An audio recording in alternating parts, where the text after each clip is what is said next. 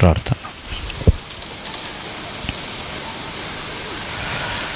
పరలోకమందున్న మా తండ్రి, మరికొన్ని సంగతులు తండ్రి ఈ ఏడాది కూడా మేము ధ్యానించడానికి ఈ పరిస్థితుల్లో తండ్రి మరొకసారి నిలబెట్టినందుకు మీకు స్తుతులు స్తోత్రం. వచ్చిన వారితో మీరు మాట్లాడండి తండ్రి. ప్రజలకు సంఘానికి కావలసిన విలువైన సంగతులు చెప్పడానికి నన్ను వాడుకోండి. మీ దయగల హస్తములు చే తండ్రి, మేము ఎలా చెబితే తండ్రి సత్యం అవుతుందో ఆ విధముగానే బోధించడానికి తండ్రి మమ్మల్ని వాడుకోండి తండ్రి. వచ్చిన ప్రజానికంతో కనీసం ఒక్కరైనా మారడానికి ఈ ఖర్చును ఈ ప్రయాసను తండ్రి ఉపయోగకరంగా మలుస్తారని అర్థిస్తున్నాం. పాటలైనా ప్రసంగాలైనా ఏవైనా తండ్రి మనుషులను మార్చడానికే దేవా. ఆ విధమైన తండ్రి ప్రతిఫలాలు మీరు అనుగ్రహిస్తారని కోరుతూ ఈ మొదటి రోజు తండ్రి సభలో మాకు కావలసిన సంగతులు మీరు అందించి మీరే మహిమను పొందుతారని అర్థిస్తూ క్రీస్తునామని ప్రార్థన సమర్పిస్తున్నాం తండ్రి. ఇక ఆలస్యం చేయకుండా కొన్ని విలువైన సంగతులు విందాం. సంఘము దాని యొక్క ప్రాముఖ్యతను గూర్చి బైబిల్ అడుగడుగున మాట్లాడడం ప్రారంభించింది. ఈ నిగూఢమైన సత్యాలు మనం మాట్లాడుకోవడానికి బైబిల్ గ్రంథం మాత్రమే మనకి సరి అయిన కొలమానం. దాని గురించి మనం మాట్లాడుకోవాలి అన్నా, విలువలు మనకు తెలియాలి అన్నా, వాక్యపు పరిధిలో మనం నిలబడినప్పుడు మాత్రమే వాక్యము ద్వారా మనల్ని మనం సరి చేసుకోగలం. నా మాటలు చివరి వరకు వినబడుతున్నాయా? ఓకే. ఇక ఆలస్యం చేయకుండా కొన్ని విలువైన సంగతులు విందాం. ఒకసారి కీర్తన గ్రంథం తీయండి. కీర్తన గ్రంథం 84వ కీర్తన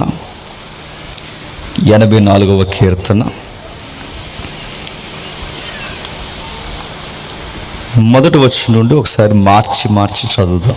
బాగా తప్పులు లేకుండా వాక్యాన్ని అందంగా చదివాలి ఎవరైనా ఉంటే చదవండి.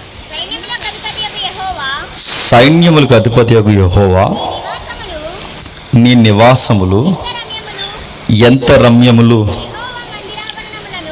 యెహోవా మందిర ఆవరణములను చూడవలనని నా ప్రాణము ఎంతో ఆశపడుచున్నది. అది సొమ్మసెల్లుచున్నది. జీవం గల దేవుని దర్శించుటకు నా హృదయము, నా శరీరమును ఆనందముతో కేకలు వేస్తుంది. మార్చి చదువుతాను, నేను ఒక వచనం చదువుతాను, మీరు దానికి రిప్లై ఇవ్వండి. నెక్స్ట్, సైన్యములకు అధిపతియగు యెహోవా, నా రాజా, నా దేవా, నీ బలిపీఠమునద్దే పిచ్చుకులకు నివాసములు దొరికెను, పిల్లలు పెట్టుటకు వాన కోవెలకు గూటి స్థలము దొరికెను.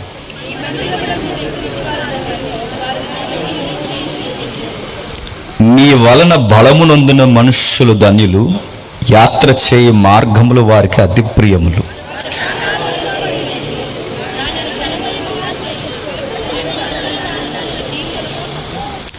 వారు నానాటికి బలాభివృద్ధి నొందుచు ప్రయాణము చేయుదురు. వారిలో ప్రతివాడును సీయోనులో దేవుని సన్నిధిని కనబడును.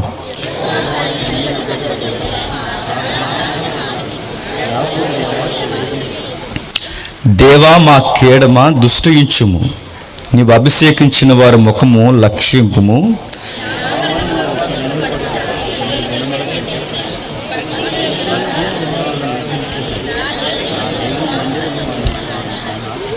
దేవుడైన యెహోవా సూర్యుడును కేడుమునై ఉన్నాడు. యెహోవా యొక్క కృపయు ఘనతయు అనుగ్రహించును. యథార్థముగా ప్రవర్తించు వారికి ఆయన మేలు చేయక మానడు.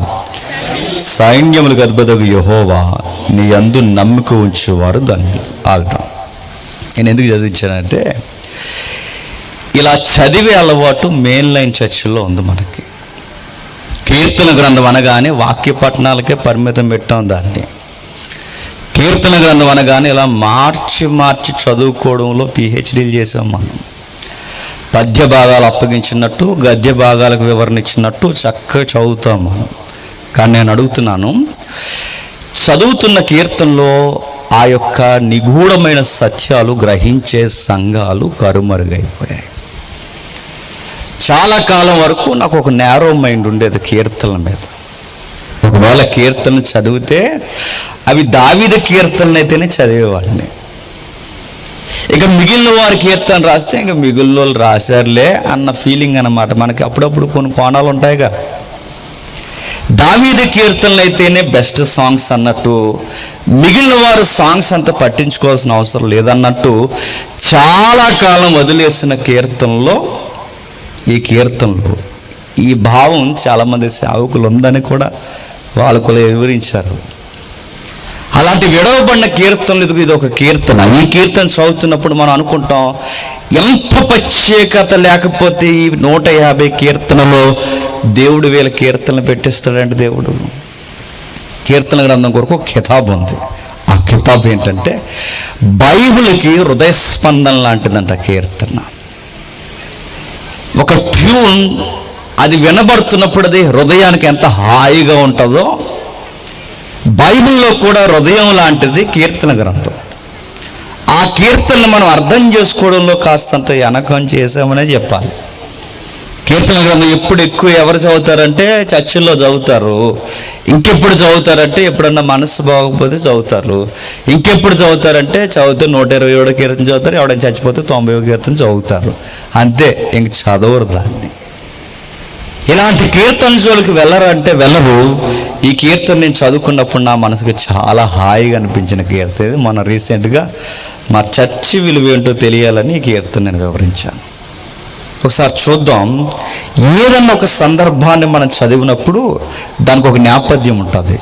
ఆ నేపథ్యాన్ని మనం చదవగలిగినప్పుడే, చూడగలిగినప్పుడే ఆ కీర్తన వచనం యొక్క బరువు అర్థమవుతుంది. నా మాటలు అర్థమవుతున్నాయా? అర్థమవుకపోయినా అర్థమవునట్టు ఎట్టండి మొక్కలు, బండి ముందుకు వెళ్తుంది. అర్థమవుతున్నాయా? ఓకే, చదువుదాం. అక్కడ చిన్న అక్షరాలు ఇచ్చాడు చూడండి. గిత్తి తన రాగం మీద పాడతగినది కోరాహు కుమారుల కీర్తన. ఏంటది? ప్రధాన గాయకుడు అంటే మెయిన్ సింగర్. ఎవడు సింగర్? సంబరాల్లో పాడేవాడు కాదు సింగరు. ఈరోజు సింగర్స్ ఎవరు? అందరం కాదులేండి, కొందరిని అంటున్నాను. ఈరోజు సింగర్స్ ఎవరు చెప్పండి? పానపరాగాళ్ళు అందరూ సింగర్స్ ఉన్నారు. ఇప్పుడు సింగర్స్ ఎవరు? ఎక్కడెక్కడో తిరుగుతారు గాలిగాళ్ళు, ఎక్కడొచ్చి వర్షిప్పులు చేస్తారు. ఎవరిని అడుగుతున్నాడు? ఎవడు సింగర్స్ ఎవరంటే ప్రధాన గాయకులు, లేవి గోత్రికులు, దేవుని చేత ఎంపిక చేయబడిన వాళ్ళు. వాళ్ళు మాత్రమే దేవునికి ఆరాధనకి అర్హులు. ఎవరు పాడాలి దేవుడి పాటలు అంటే? ఎవడ పడితే వాడు కాదు, దేవుని చేత నడిపింపబడుతున్న వాడే దేవుని పాట పాడాలి. ఇది బైబిల్ స్లోగన్. ఇది ఇక్కడ పాటలు పాడతామండి, బయటకు పోయి బూతులు మాడతా డ్రైనేజీలో పడుపు అంటాడు దేవుడు వెళ్ళి. ఇక్కడ పాటలు పాడతామండి, ఇంటికి పోయి మా అత్తగారికి అన్నం పెట్టినట్టే పో పో అని చెప్తాడు ఆయన. ఇక్కడ చక్కగా వర్షిప్పుల్లో మేము 70 మంది నిలబడతామండి, మా ఈదిలో మాత్రం 70 గొడవ పెట్టుకుంటామంటే పో అని చెప్తాడు ఆయన. సాంగ్స్ ఎవరు పాడాలంటే దానికి ఒక క్రమం ఉంది. సాంగ్స్ ఎవడు పాడాలి అంటే దానికి ఒక అర్హత ఉంది. సాంగ్స్ పాడడానికి ఒక ప్రివిలేజ్ ఉంది. బైబిల్ మాట్లాడుతుంది మెయిన్ సింగర్, క్వైర్ మాస్టర్. ఆయన పాడే ముందు ఆయనకి చెప్తున్నాడు గిత్తీత్ అని ఒక రాగం, ఎబ్రూ సౌండ్స్ అన్నమాట. గిత్తీత్ అనే ఒక ట్యూన్ ఉంది, ఆ ట్యూన్ మీద పాట పాడండి అని ఆ రైటర్స్ చెప్తున్నారట. ఎవరు ఆ రైటర్స్? కోరాహు కుమారులు. ఎవరి రైటర్స్? కోరాహు కుమార్. మళ్ళీ ప్రశ్న, కోరాహు ఎవరు? చాలాసార్లు చెప్పినాను. కోరాహు అంటే ఎవరు? మోసే గారికి బాబాయ్ ఉంటే బాబాయ్ గారు ఒక అబ్బాయి ఉన్నాడు. ఆ బాబాయ్ గారు అబ్బాయి కుదురులేనోడు కోరాహు. అంటే మోసే గారికి దగ్గరోడండి అంటే దగ్గరోడే, ఎన్నుపోటు పొడుస్తున్నాడు. యూనివర్సల్ సూత్రం ఏంటి చెప్పిన? దగ్గరోలు పొడిచేస్తారు, గుర్తెట్టుకోండి. అది ఎక్కడైనా, ఫ్యామిలీస్లో అయినా, చర్చ్లో అయినా, ఎక్కడైనా, స్నేహంలో అయినా, ఎక్కడైనా మనకు ఒక రోజు అతిపెద్ద ఎనిమీస్ ఎవరైపోతారు చెప్పిన? మనకు దగ్గర ఉన్న వాళ్ళు అవుతారు, గుర్తుపెట్టుకోండి. వాళ్ళే అవుతారు. మోసే గారికి బాబాయ్ ఉంటే బాబాయ్ గారి అబ్బాయి వాడే తిరగబడ్డాడట. అక్కడ వరకు ఎందుకండి, మోసే అక్క ఎవరు? మిరియాము, మోసే గారి అక్క. ఆ రోజు ఆ కుర్రోడు నెలల పిల్లోడుగా ఉన్నప్పుడు ఎవరు? మోసే గారు. ఆయన నెలల పిల్లవాడుగా ఉన్నప్పుడు నదిలో వదిలేసినప్పుడు ఆ కుర్రాడిని కనిపెడుతూ కాపలా కాసినట్టు ఆ నది వెనకాల పరిగెట్టింది ఎవరండి? మిరియాము. ఇప్పుడు ఈ మిరియామే ఒక రోజు మోసే మీద తిరగబడిందంటే నమ్మగలరా? కాపాడిన ఆవిడే తిరగబడిందంటే తిరగబడింది. దగ్గరోలే తిరగబడతారంటే తిరగబడతారు, తిరగబడ్డారు. ఆ తిరగబడిన జాబితాలో అందులో ప్రధాన సూత్రధారి కోరహు. వాడికి 250 మంది సపోర్ట్ ఉంది, ఓటింగ్. ఆ 200 ఓటింగ్ సపోర్ట్ చూసుకుని ఏమన్నాడంటే, నువ్వు ఒక నాయకుడివి, నీ వెనకాల మేము చెప్పింది మేము వినాలి. నువ్వు ఒక నాయకుడివి, నువ్వు కూర్చోమన్న కాడ మేము కూర్చోవాలి, నువ్వు లెగమన్న కాడ లెగాలి, నువ్వు ప్రార్థన చేయమంటే చేయాలి, నువ్వు అక్కడ బలిపీఠం కట్టొద్దు అంటే మేము మానేయాలి, నువ్వు దూపాలు వేయమన్న కాడ వేయాలి, నువ్వు చెప్పింది చేయమయ్యా అన్నారు. మాకు ఎజెండా ఉంది, మాకు నాయకత్వం ఉంది, మేము కూడా స్పీకర్స్మే, మేము కూడా ఇదిగో నాయకులమే, మేము కూడా ఇదిగో నాయకత్వం వహిస్తున్న ఇశ్రాయేలు. నువ్వు ఒక్కడవే సంఘం మీద నాయకుడు అనుకోకు, సంఘం మీద నీవే కాదు, మేము కూడా నాయకులమే, మాకు కూడా హెల్లర్షిప్ అంటే ఏంటో తెలుసు అన్నాడు. మోసే గొప్పోడు, ఎవరేమన్నా ప్రతిదానికి రోడ్డు ఎక్కి ఆడడు, ఎవరికి చెప్పడు. నవ్వు వచ్చిన ఆయన దగ్గరికి పోతాడు, బాధ వచ్చిన ఆయన దగ్గరికి పోతాడు, ఏదొచ్చినా దేవుడి దగ్గరికి పోయి ఏడుస్తాడు. అది నాయకత్వం లక్షణాలు. నాయకుడు ఎప్పుడు ఎదుగుతాడు చెప్పిన? గాలిగాళ్ళందరూ గాలి మాటలు, గాలి సమాధానం చెప్పుకుంటుంటే గాలిపోద్ది. కొన్నిటికి ఆన్సర్లు చెప్పకూడదు, వదిలేయాలంతే. వాడికి గాలి, ఆడి స్టాండింగ్ లేవు, ఆడేదో వాగుతాడు, వాడికి మనం ఎందుకు ఎవరిని ఇవ్వాలి? ఇడెవడో గాలిగాడు ఏదో వాగుతాడు, ఆడికెందుకు మనం? మన నాయకత్వం వేరు, మన వ్యూ వేరు, మన టార్గెట్స్ వేరు, మన కమిట్మెంట్లు వేరు. మనకు ఆ లక్ష్యాలు ఉన్నప్పుడు ఎవడో ఏదో అంటాడు. మోసే ఎవడికి పడితే వాడికి రెప్పలు ఎవడు. ఈ ప్రపంచంలో మంచి నాయకత్వం అనే ఒక అవార్డు ఇస్తే నెంబర్ 1 ప్లేస్లో ఎవరు ఉంటారో తెలుసా? మోసే ఉంటాడు. మిక్కిలి సాత్వికుడు. నాయకత్వానికి ఉండాల్సింది సాత్వికం, నాయకుడికి ఉండాల్సినది ఓర్చుకోవడం, నాయకుడికి కావాల్సింది ప్రతి దాన్ని మధ్యలో దాచుకుని ఆ బాధ అయినా సంతోషమైన పోయి దేవుని దగ్గర చెప్పుకోవడం. అది నాయకత్వానికి కావాల్సిన లక్షణాలు. అందుకే మోసే గారు బాధ వచ్చినా దేవుడి దగ్గరికి వెళ్తారు, సంతోషం వచ్చినా దేవుడి దగ్గరికి వెళ్తారు. ఆయన వెళ్ళి అక్కడ చెప్పుకుంటున్నాడు బాధపడి, దేవా ఇలా జరిగింది, మా వాళ్ళే తిరగబడుతున్నారంటే, డోంట్ వరీ మోజెస్, నీకు విషయం చెప్తున్నాను. రేపు ఒక మీటింగ్ పెట్టి వీళ్ళందరికీ, నిన్ను ముడితే నన్ను ముట్టినట్టే, నిన్ను ముడితే నా కనుగుడ్డు తాకినట్టే, నీ మీదకి ఎగబడితే నా మీదకి ఎగబడినట్టే. నీకు మళ్ళీ చెప్తున్నాను మోసే, నేను నిలబెట్టిన సేవకుని మీద తిరగబడిన ఎవడైనా నా చిత్తం మీదకి తిరగబడినట్టే నేను చూసుకుంటాను, రేపు నిలబెట్టన్నాడు. మీ అందరూ ఒక పక్కకు ఉండండి, తిరగబడిన వాళ్ళందరూ ఒక పక్కన నెట్టండి. ఈ 250 మంది ఒక పక్కన ఉన్నారు, మోసేతో పాటు ఇశ్రాయేలులో పక్కన ఉన్నారు. భూమి మిడిపోయింది, ఒకేసారి వాళ్ళందరినీ మింగేసింది. కోరహు అనే అడ్రస్ అక్కడితో ముగిసిపోయింది. బట్ కోరహుకు కొడుకులు ఉన్నారు. ఆ కోరహుకి కొడుకులు అప్పటికి చిన్నపిల్లలు. ఆ చిన్నపిల్లలు ఎదిగారు. ఎదిగిన వారికి పెళ్ళిళ్ళు అయ్యాయి, పెళ్ళిళ్ళైన వారికి కుటుంబాలు ఏర్పడ్డాయి, కుటుంబాలు ఏర్పడిన వారికి సమాజం ఏర్పడింది, అదొక ఊరైంది, అదొక దేశం అంత జనాభా అయింది. ఆ జనాభా ఎప్పుడైతే అయిందో వాళ్ళ జనాభా, ఊరంతా జనాభా అభివృద్ధి పొందే సమయానికి ఇశ్రాయేలుకి 2వ రాజు పరిపాలిస్తున్నాడు. ఎవరు ఇశ్రాయేలుకి 2వ రాజు? దావీదు. మొదటి రాజు సౌలు. సౌలు నాయకత్వం విలువ తెలియకపోయేసరికి దావీదు గారికి నాయకత్వం విలువ తెలుసు. దేవుడు ఉద్దేశానుసారుడైన మనుష్యుడు, దేవుడిని హృదయ స్పందనకి దావీదు హృదయం చాలా దగ్గరగా ఉంటుంది. దావీదు నిలబెట్టాడు. దావీదుకు ఒకరోజు ఒక ఫీలింగ్ వచ్చింది. ప్యాలెస్లో ఉన్నాడు, పైన తిరుగుతున్నాడు. ఆ పైన తిరుగుతున్నప్పుడు ఒక రోజు కిందకు చూశాడు. మై లార్డ్, నా మనసు చాలా కృంగిపోయింది ప్రభువా. ఎందుకంటే ఎక్కడో గొర్రెలను కాసుకుంటున్న నన్ను తీసుకొచ్చి నా చేతుల్లో రాజదండం పెట్టావు. ఎక్కడో సామాన్యంగా మట్టి రోడ్లలో అడవుల్లో తిరుగుతున్న నన్ను రాజభవంతుల్లో పెట్టావు. ఈ ధూళి వంటి వాడిని ఏమో రాజభవంతులో పెట్టి నీ సన్నిధి గుడారమైన మందసం ఎక్కడో ఆ టెంట్లో ఉండడం ఏంటి ప్రభువా? నాకు నచ్చలేదు. నేను చూసే సమయానికి నీ సన్నిధి గుడారం ఎక్కడో ఆ కింద ఉంది, నేను నీకన్నా పైన ప్యాలెస్లో ఉన్నాను. నా మనసు కృంగిపోతుంది ప్రభువా. నేనుండే నివాసం కన్నా నీ నివాసం ఇంకా బాగుండాలి, హై ప్రొఫైల్గా ఉండాలి ప్రభువా. నువ్వు నాకన్నా ఘనముగాను ఉండాలి, నాకన్నా ఎత్తులోనూ ఉండాలి. ఒక్క మాటలో చెప్పాలంటే ఈ భూమి మీద నివాసాలన్నిటికన్నా నీ నివాసం బాగుండాలి. అందుకే నా ఫీల్ ఏంటంటే ప్రభువా, నీకు గోల్డ్ టెంపుల్ కడతాను అన్నాడు, ఓ బంగారు మందిరాన్ని కడతాను ప్రభువా, ప్లీజ్ మై లార్డ్ అన్నాడు. నీ ఫీలింగ్ నేను హానర్ చేస్తున్నాను దావీదు, గౌరవిస్తున్నాను, కానీ నువ్వు కట్టొద్దు అన్నాడు. ఏ ప్రభువా అన్నాడు. ఏ అంటే ఏముంది?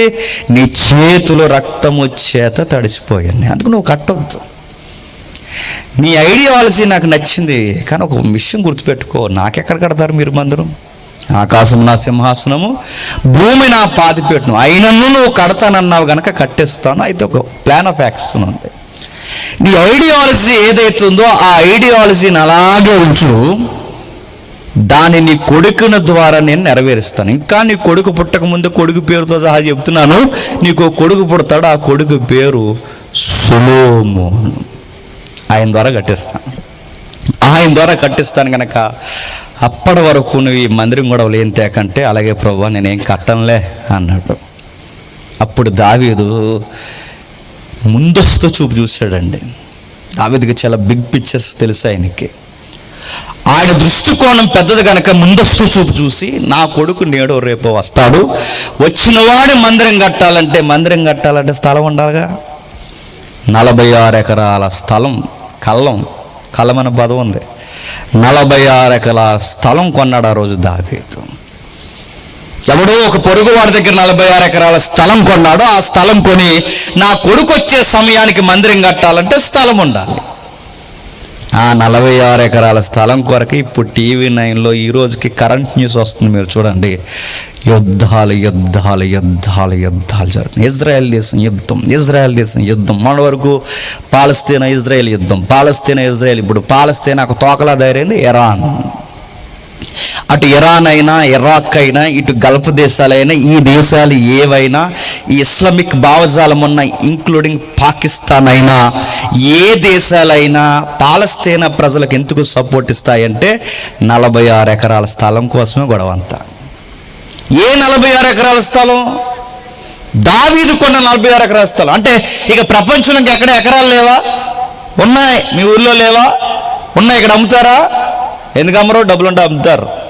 కానీ ఎక్కడ ఉన్నాయి? చాలా దగ్గర స్థలాలు ఉన్నాయి, కానీ అన్ని స్థలాలు వేరు, ఆ 46 ఎకరాలు వేరు. ఏ అంటే అబ్రహాముకి దేవుడు కనబడి మాట్లాడిన ఇస్సాకును బలిపీఠం ఎక్కించిన స్థలము అదే, గుర్తుపెట్టుకోండి. యాకోబుకి దేవుడు కనబడిన స్థలము అదే. దావీదు మోకరించి ప్రార్థన చేసిన స్థలము అదే.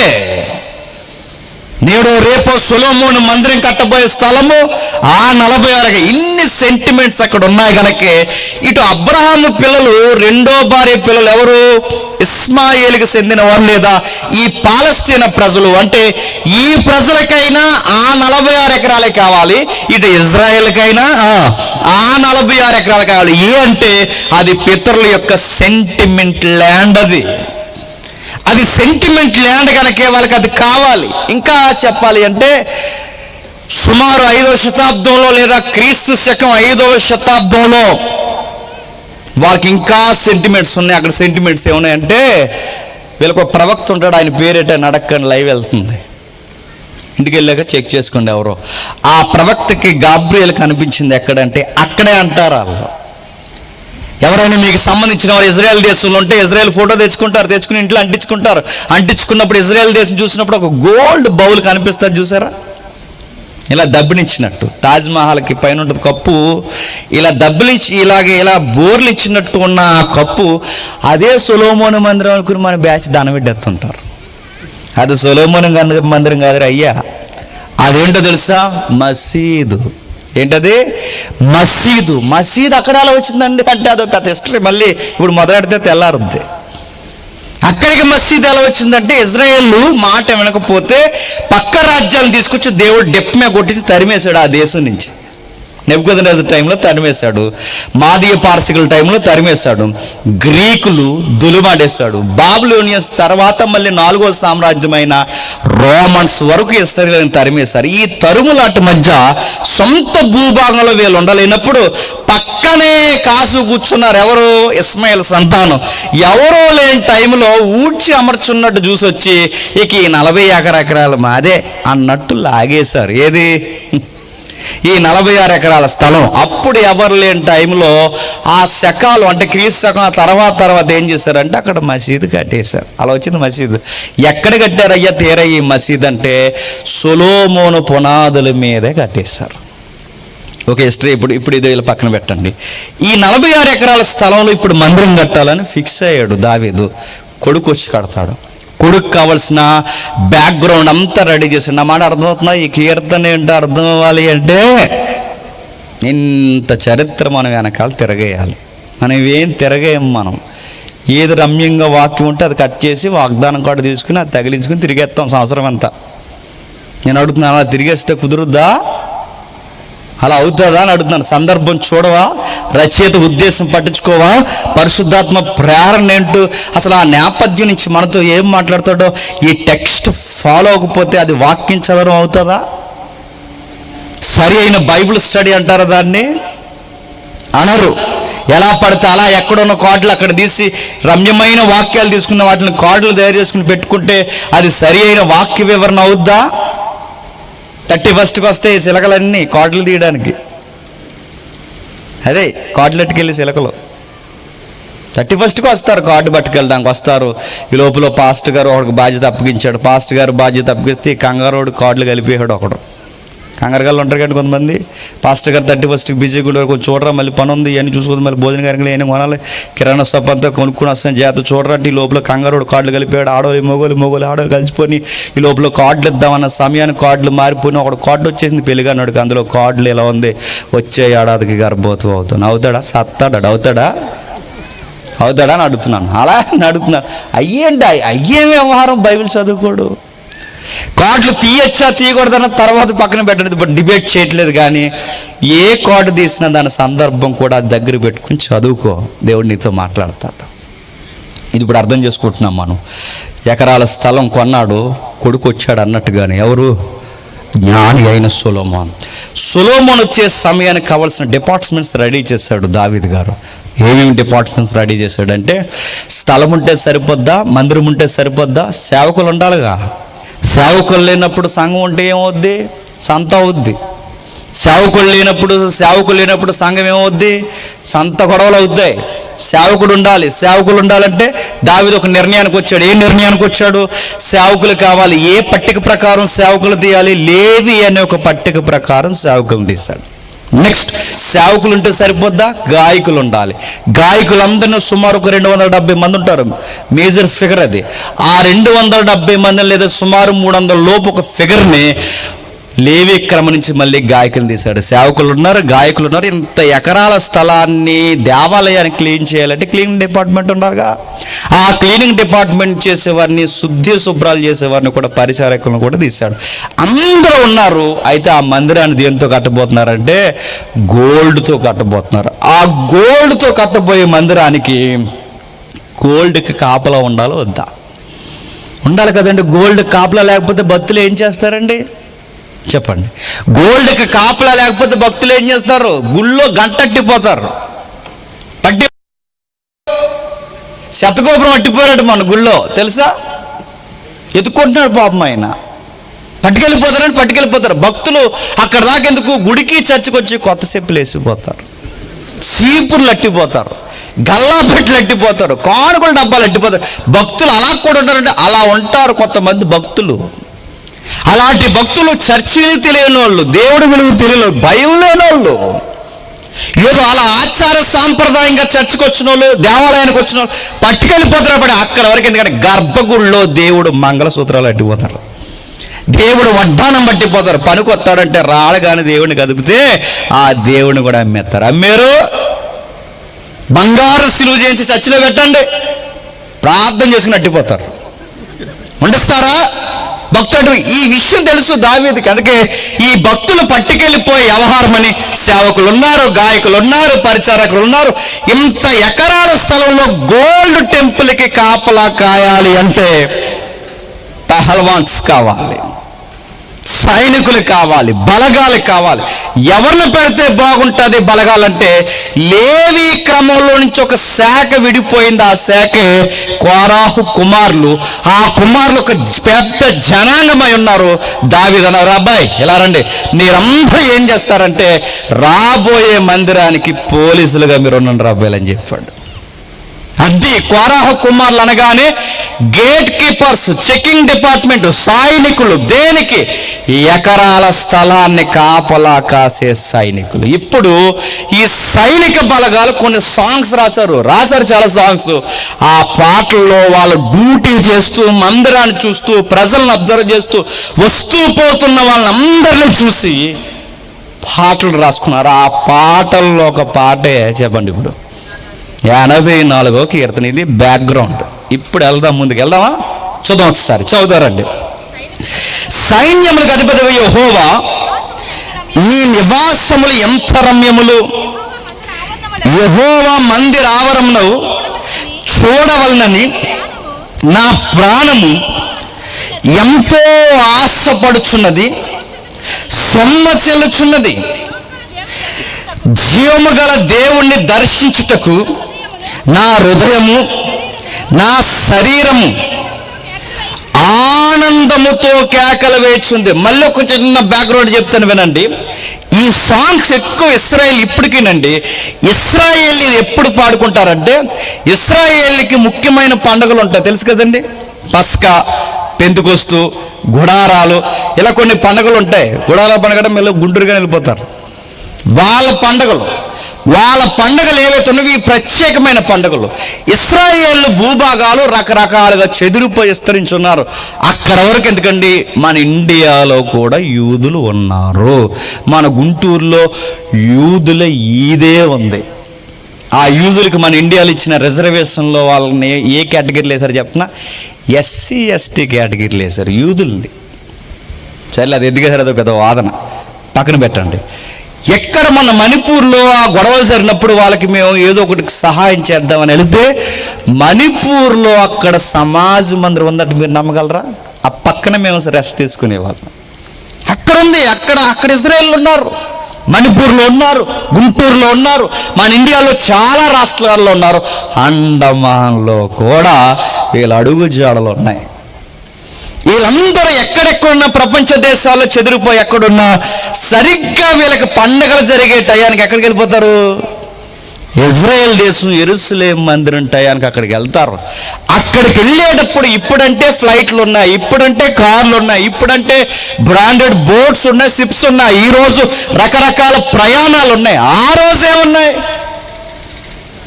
ఆ మధ్యలో, దేశం మధ్యలో ఉన్న మందిరానికి రావాలి అంటే నడిసి రావాలి, ఒంటెలెక్కరైనా రావాలి, గాడిదలైనా ఓడాలి, లేదా అందరు గుంపుగా పాదయాత్ర చేసినట్టు చేసి రావాలి. ఇలా చేసి వస్తున్నప్పుడు వాళ్ళ పాటలు పాడుకుంటూ వస్తారట. అలా ప్రయాణంలో పాడుకునే పాటలే చెప్పండి, ఇవి ప్రయాణపు పాటలు. ఈ పాటలని యాత్ర కీర్తనలు అంటారు. ఎక్కడికి యాత్ర? యెరూషలేముకి యాత్ర.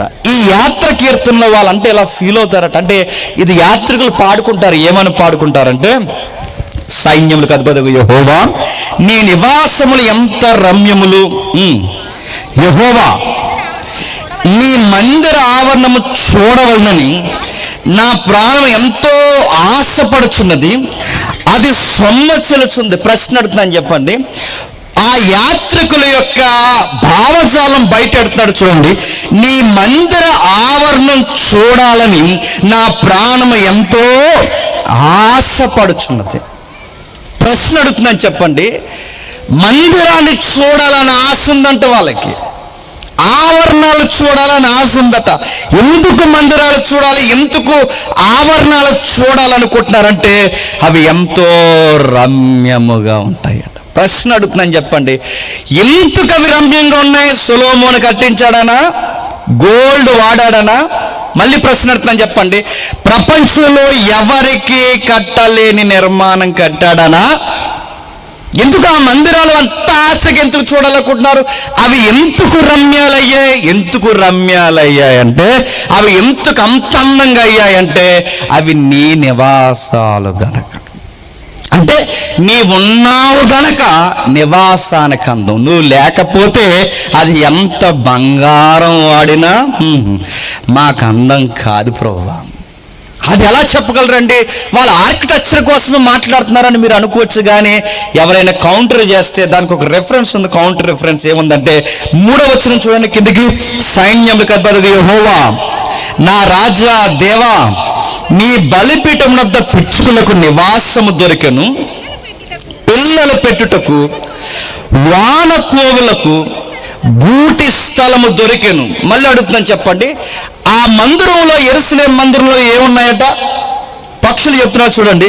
బలిపీఠం చుట్టూ పిచ్చుకలు ఉన్నాయట, వానకోవులు ఉన్నాయట. పక్షులు ఉన్న దగ్గర ప్లేస్ ఎలా ఉంటుంది చెప్పండి? పర్ఫ్యూమ్ అదిరిపోద్దా? పార్క్ ఎవెన్యూ స్మెల్ వస్తుందా?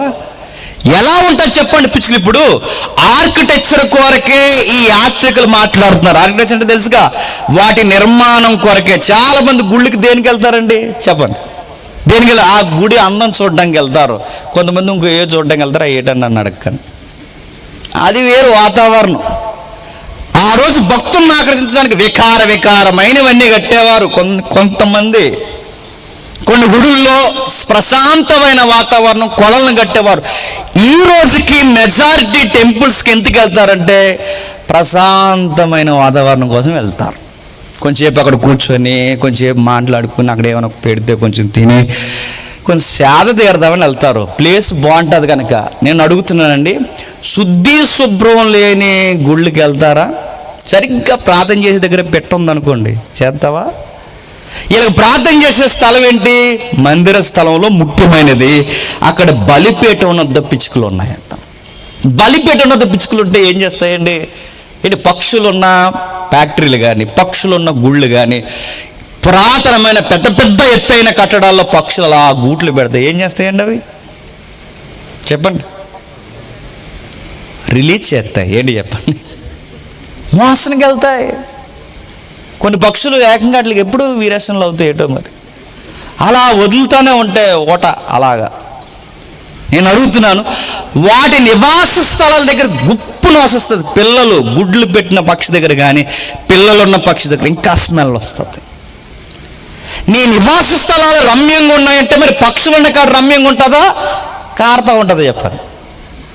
కారుతాయిగా, డస్ట్ ఉంటుందిగా, పుల్లలు ఉంటాయి, గడ్డి ఉంటుంది, రకరకాల డిస్టర్బెన్స్ ఉంటుంది, అవి ఊడిపోయిన ఎంటుకలు ఉంటాయి, ఎంత ఉంటుంది. ఇంత డిస్టర్బెన్స్ ఉన్నప్పుడు మరి రమ్యమని ఎలా అంటున్నారు? మేము చూస్తున్న రమ్యత, మేము చూస్తున్న సౌందర్యం, మేము చూస్తున్న ఆహ్లాదకరమైన ఆనందము ఈ కట్టడం కాదు ప్రభువా, నువ్వుంటావని.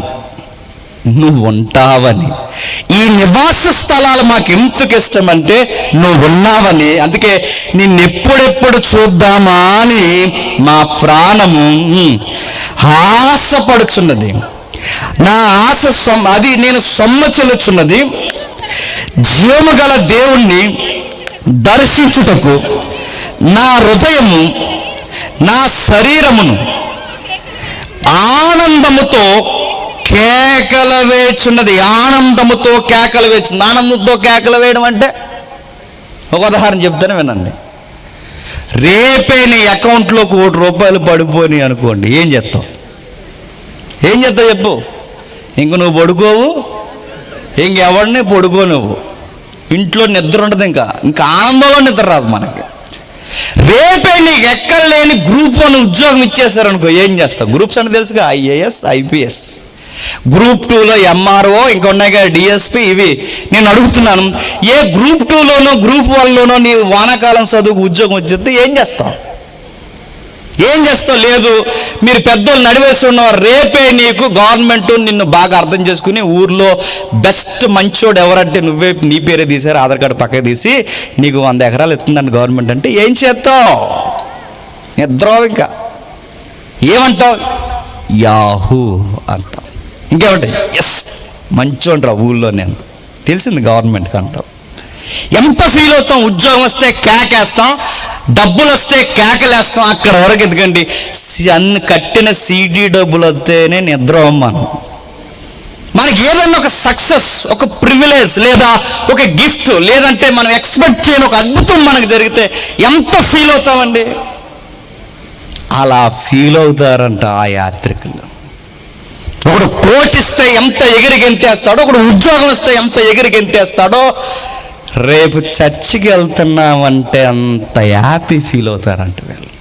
ఆ రోజుల్లో ఇస్రాయేల్కి ఈ రోజులకైనా ఇస్రాయేల్కి ఒకే ఒక చర్చ్, మెయిన్ చర్చ్. ఏ చర్చ్ చెప్పండి? Main church. ఏ చర్చ్ చెప్పండి? యెరూషలేము మందిరం.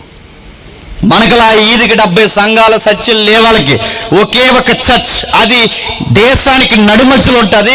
ఆ నడిమధ్యలో ఎంత దూరం ఉన్నా, వీళ్ళ ప్లేస్ కాశ్మీర్లో ఉన్నా, ఇటు కన్యాకుమారిలో ఉన్నా, అక్కడి నుంచి నదులు, గొట్లు, కొండలు, వాగులు, ఈ ఎడార్లు ఇవన్నీ దాటి అక్కడికి వస్తారట మధ్యలో మందిరానికి. ఆ మందిరానికి రావడానికి మధ్యలో ఫీల్ అవుతారట. ఆ ఫీల్ ఎటు చెప్పినా, ఎప్పుడెప్పుడు చూసేస్తామా అని ఫీల్ అవుతారట. అరే 6 నెలలు అయిపోయిందిగా, ఇంకా 6 నెలల తర్వాత రేపు మనం చర్చికి బయలుదేరుతున్నాం అనగానే వెంటనే పబ్లిక్ అంటారంట, ఎస్ రేపు మేము చర్చికి వెళ్తున్నాం అంటారంట. రేపు 1 ఇయర్ అయిపోతుంది, మళ్ళీ మనం చర్చికి బయలుదేరుతున్నాం కానీ ఎస్ చర్చికి వెళ్ళాలి అని ఫీల్ అవుతారట. నేను మిమ్మల్ని అడుగుతున్నాను, ఈరోజు శనివారం, రేపు ఆదివారం అంటే ఏం ఫీల్ అవుతారు చెప్పండి? ఎస్ చర్చికి రేపు వెళ్ళాలి అంటారా?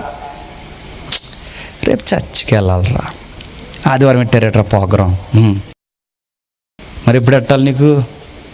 చర్చికి వెళ్ళకపోతే అని అడుగుతున్నాను. చర్చికి వెళ్ళకపోతే బాగోదని వెళ్తామే తప్ప, చర్చికి వెళ్తున్నామని శనివారం రాత్రి నుంచే హృదయంలో ఆనందపడే మనసు నీకు లేకపోతే, నేను చెప్తున్నాను సంథింగ్ రాంగ్. నీ భక్తిలో ఏదో తేడా ఉంది.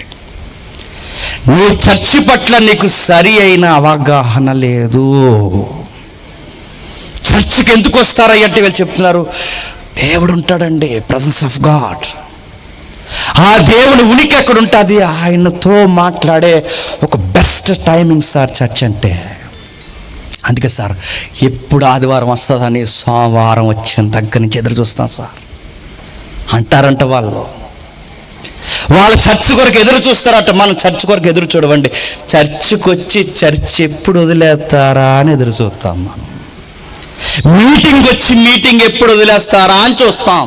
యారా ఈ మధ్య నువ్వు చర్చి మానేస్తావంటే యారా అని అడిగితే, ఈ చర్చి మాని ఆ చర్చికి వెళ్తున్నావేరా అంటే, ఈ పోటుగాడు అన్నాడట, పాస్టర్ గారు ఈ మధ్య అత్తమాలు ఏళ్ళు నా మీదకి ఎడుతున్నాడు అన్నాడట.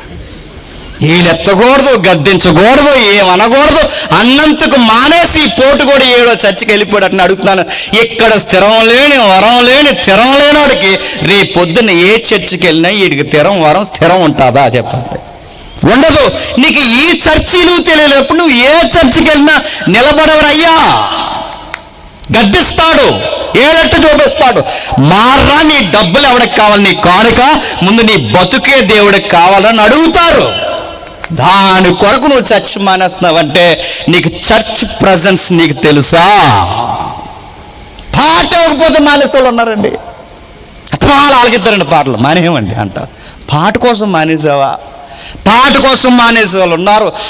ఎంతో వేసారట కానుక, సిఆర్ గారు పొరపాటును రాసుకోవడం మర్చిపోయి చదవడం మానేశారట. అంతే, సిఆర్ గారి మీద కోపంతో మానేశారు. కానుక కోసం మానేస్తారు, చదవలేదని. పాట కోసం మానేస్తారు. మైక్ కొన్నారట, స్పష్టంగా చెప్పలేదట వాళ్ళే కొన్నారని. మరి నువ్వే తీసుకుని చెప్పిపోయావు మైక్లో, మేమే కొన్నాము, హౌజా కంపెనీ 2500 నువ్వే చెప్పిపోయావా? మైక్ కొనలేదని అన్నంతకు పోయారట, ఫ్యాన్ కొనలేదని అన్నంతకు పోయారట, వస్తువు కొన్నారు పలానోళ్ళు అప్పారావు గారు కొన్నారని అనలేదని వెళ్ళిపోయారట. నేను అడుగుతున్నాను, వస్తువులు కొని పొగిడించుకునే వారికి, సందా వేసి పొగిడించుకునే వారికి దేవుడి విలువ తెలుసు అంటారా? చెప్పండి. చర్చికి ఎందుకు రావాలి చెప్పున? దేవుడు ఉంటాడండి అక్కడ. ఎక్కడిద్దరు ముగ్గురు ఆయన నామాను కూడుకుంటారు అక్కడ ఉంటారని సెలవిచ్చారు. అది మా ఇంట్లో ఎలాగూ జరగదు, మా ఈదులో ఎలాగూ జరగదు. ఆయన ప్రజెన్స్ ఎక్కడ ఉంటుందంటే ఎవ్రీ సండే లోకల్ చర్చిలో ఎదుగో విశ్వాసులందరూ కూడుకుంటారు, అక్కడ ఆయన వస్తాడు. ఆ గంట అక్కడ గడిపితే చాలండి, ఎక్కడ లేని బలం అండి అనే ఫీల్ నీకు లేకపోతే నేను చెప్తున్నాను సంథింగ్ రాంగ్. ఆచారంగా బతికేస్తున్నావు, గుర్తుపెట్టుకో. వస్తున్నావు, కూర్చుంటున్నావు, 4 పాటల్లో ఏకీభవిస్తున్నావు, చెప్పిన వాక్యాన్ని ఉండకపోతే బాగోదన్నట్టు ఉంటున్నావు. ఆ చెబుతున్నప్పుడు నువ్వు ఇక్కడ బాడీ ఇక్కడ ఉంటుంది కానీ మైండ్ ప్రజెన్స్లో ఉండదు, ఏదో ఆలోచిస్తూ ఉంటావు. ఆ గంట అయిపోయిన తర్వాత అమ్మయ్యా అని వెళ్ళిపోతావు. ఆ కక్క మొక్క ఆదివారం వండితే గట్టిగా తినేసి మెక్కేసి పడుకుంటావు. ఇది భక్త? చర్చ్ వాల్యూ నీకు తెలుసా అని అడుగుతుంది కీర్తన. దేవుని యొక్క విలువ నీకు తెలుసా అని అడుగుతుంది కీర్తన. ఇంకా కింద చెప్తున్నాడు చూడండి, జీవం, ఆ 2వ వచనం ఒకసారి, జీవం కలిగిన దేవుని దర్శించుటకు నా హృదయము నా శరీరము ఆనందముతో కేకలు వేయుచుంది. ఫీలింగ్ ఇస్తున్నాడు. ఏమని ఫీలింగ్ ఇస్తున్నాడు చెప్పనా? నీ చర్చికి నాకు ఎలా వచ్చేయాలంటుంది ప్రభా అంటే, ఇగో ఇలా పక్షిలాగా అలా వచ్చేయాలనిపిస్తుంది ప్రభా. వానకోవిల్లా మా లైఫ్ కన్నా బెస్ట్ లైఫ్ ఏదనిపిస్తుందో తెలుసా ప్రభా? మేము పక్షులం అయితే బాగున్నా అంటున్నాడు. మాకు మంచి మందిరాలు లేకపోయినా పర్లేదు, మాకు మంచి ఇల్లు లేకపోయినా పర్లేదు, మాకు బ్యాలెన్సులు లేకపోయినా పర్లేదు, డబ్బులు లేకపోయినా పర్లేదు, ఎప్పుడు నీ మందిరంలోనే ఉండిపోవాలనిపిస్తుంది ప్రభు. నేను అడుగుతున్నా అండి, ఈ ఫీలింగ్ ఎవరికైనా ఉంది ఇక్కడ అని అడుగుతున్నాను. ఆదివారం ఎప్పుడు వస్తుందని ఎదురు చూసే హృదయాలు ఈ ప్రాంగణంలో ఎంతమంది ఉన్నారు నేను అడుగుతున్నాను. మళ్ళీ నేను అడుగుతున్నాను, చర్చ్ టైమింగ్ కొరకు ఎదురు చూసే వాళ్ళు ఎంతమంది ఉన్నారు? అలవాటైపోయి వెళుతున్నాం. ఈ భక్తుడు అంటున్నాడు చూడండి, ఆ యాత్రికుల ఫీలింగ్ ప్రభువా పక్షులే బెటర్ ప్రభు, ఎందుకంటే అవి ఇప్పుడు నీ దగ్గర ఉంటే మేము పక్షులు అయిపోతే బాగున్నాం, మా పిల్లల పక్షులు మేము పక్షులు అయిపోతే పిల్లల పక్షులాగా నీ దగ్గర అలాగుందో, నీ మాటలు నీ ఆరాధనలో పక్షం అయిపోతే పాను బ్రోవా అంటున్నారు. చర్చ్ విలువ కొరకు ఇంకా మాట్లాడుతున్నారు చూడండి, నా కేకలు వేచున్నది నా హృదయము నా శరీరము ఆనందముతో కేకలు వేచుంది. ఇదిగో బయటోడికి ఏదన్నా మేలు జరిగితే ఎంత కేకలు వేస్తారో నాకు కూడా అలాంటి ఫీలింగ్ వస్తుంది ప్రభు. 4వ వచనం, నీ మందిరమందు నివసించువారు ధన్యులు, వారి నిత్యము నిన్ను స్తుతించదరు. ఇలాంటి మాటలు కీర్తనలో ఎవరు ఎక్కువ రాశారండి? దావీదు. ఎవరు రాశారు? దావీదు. నీ మందిరం గొప్పది, నీ నివాస స్థలం గొప్పది, నీ సన్నిధులు ఉంటే చాలు ప్రభువా, నీ సన్నిధిలో నిలబడ్డం నాకు భాగ్యము. ఇలాంటి మాటలు పాటల్లో రాసింది ఎవరు? దావీదు. మళ్ళీ అలాంటి పదాలు ఆ తీవ్రతతో రాస్తున్నది ఎవరు? కోరహు. ఇప్పుడే కళ్ళు తెరవాలి మనకి. దావీదే కాదు ఇంత భక్తి వైరాగ్యం ఉన్నది, దావీదులాగే దేవాలయం కొరకు భక్తి వైరాగ్యం కలిగిన వారు చాలా మంది ఉన్నారు కనుకే వాళ్ళ పాటలు కూడా దేవుడు బైబిల్లో పెట్టించాడు. గుర్తుపెట్టుకోండి, వాళ్ళ పాటలు కూడా అందుకే పెట్టించాడు. వాళ్ళకి ఆ భక్తి ఉంది. వాళ్ళు ఎంత బాగా మాట్లాడుతున్నారో చూడండి. చర్చిలో నీ మందిరంలో నివసించువారు ధన్యులు, వారి నిత్యము నిన్ను స్తుతించెదరు. ఎప్పుడు ఒక విషయం గుర్తుపెట్టుకోండి, చర్చ్ నాకేం చేసింది, చర్చ్ నాకేం చేసింది, చర్చ్ నాకు ఏం చేసింది కాదు, చర్చే నీకు చాలా చేసింది. గుర్తుపెట్టుకో. గ్రేటెస్ట్ ప్రివిలేజ్ ఏంటో తెలుసా? చర్చిలో ఉండడమే గొప్ప ధన్యత అని గుర్తుపెట్టుకో. సంఘంలోనికి రావడమే గొప్ప ధన్యత, సంఘంలో ఉండడమే గ్రేటెస్ట్ బ్లెస్సింగ్. గుర్తుపెట్టుకోండి, ఎందుకంటే చాలా మందికి చర్చికి వచ్చే అవకాశం లేదు. దేవుడంటే తెలియని ప్రజలు ఎంతమంది ఉన్నారో, దేవాలయం విలువ లేక ఎంతమంది ఉన్నారో, అసలు చర్చిలో సభ్యత్వం లేక ఎంతమంది ఉన్నారో, కానీ గ్రేట్ బ్లెస్సింగ్ ఏంటి చెప్పరా? మనం చర్చిలో ఉంటున్నాం. ఆ బ్లెస్సింగ్ విలువ మనకు తెలియదు. ఇక్కడికే వచ్చి దైవజనుడు అక్కడ వాకింగ్ చెప్తుంటే చెత్త సెల్ ఫోన్ నొక్కుంటూ ఉంటావు నువ్వు అక్కడ. నీకు గ్రేటెస్ట్ ప్రివిలేజ్ నీకు తెలియట్లేదు, బ్లెస్సింగ్ ఏంటో నీకు తెలియట్లేదు, ధన్యత నీకు అర్థం అవ్వట్లేదు. చర్చిలో ఉన్నావు అంటే ఎంత టెన్షన్లో ఉండాలి. చెత్త మొబైల్ కట్టి పడేయాలి టయానికి. వాక్యం చెబుతున్నప్పుడు, ఆరాధన జరుగుతున్నప్పుడు, అక్కడ నడిపింపు జరుగుతున్నప్పుడు, ప్రభురాత్రి సంస్కరణ జరుగుతున్నప్పుడు, అయ్యో ఈ పరిశుద్ధుల గుంపుల్లో ఉన్నాను, ఈ గుంపులో దేవుడు ఈ వారం నన్ను ఇక్కడ సజీవ లెక్కలు ఇక్కడ ఉండనిచ్చాడు అంటే, దేవా నన్ను ఎంత దీవిస్తే ఉండేస్తావయ్యా. మీరు బయటికి వెళ్ళి చూడండి, దేవుడు దర్శనానికి వెళ్తూ చచ్చిపోయారని వార్తలు వస్తున్నాయి. బయటికి వెళ్ళి చూడండి, దేవునికి యాత్రకి వెళ్తున్నామని కుటుంబం అంతా చనిపోయిన వాళ్ళు ఉన్నారు. చూడండి, నువ్వు ఆ పరిస్థితుల్లో లేవు, గుర్తుపెట్టుకో. దైవ దర్శనానికి వెళుతూ ఈ లోకాన్ని విడిచి వెళ్ళిపోయారని హెడ్లైన్స్ రాస్తున్నారు. చూడండి బయటికి వెళ్ళి. కానీ మీరు చూడండి, నీ వచ్చావు, నీ భార్య వచ్చింది, నీ పిల్లలు వచ్చారు, నీ అనుకున్న నీ స్నేహితులు వచ్చారు, కూర్చున్నారు. అందరూ పాట పాడుతుంటే లేచి నిలబడి అందరితో పాటు పాట పాడి, అందరితో పాటు వాక్య పఠనం చదివి, అందరితో పాటు చర్చిలో చప్పట్లు కొట్టే అవకాశం నీకు ఇచ్చారంటే ఎంత ఎంత బ్లెస్సింగ్ అండి అది, ఎంత దీవెన అండి అది. మెయిన్లైన్ చర్చిలో ఉన్న బ్యూటీ అంటే చెప్పిన, వాక్యం చదువుతున్నప్పుడు అందరూ లేచి నిలబడతారు. ఎంత బ్యూటిఫుల్ సీన్ అది. లేచి నిలబడతారు, వాక్యం చదువుతున్నప్పుడు లేచి నిలబడతారు. చాలామంది లేచి, పెద్దలు నేర్పించిన విలువల్లో గొప్ప విలువ అండి మనకది.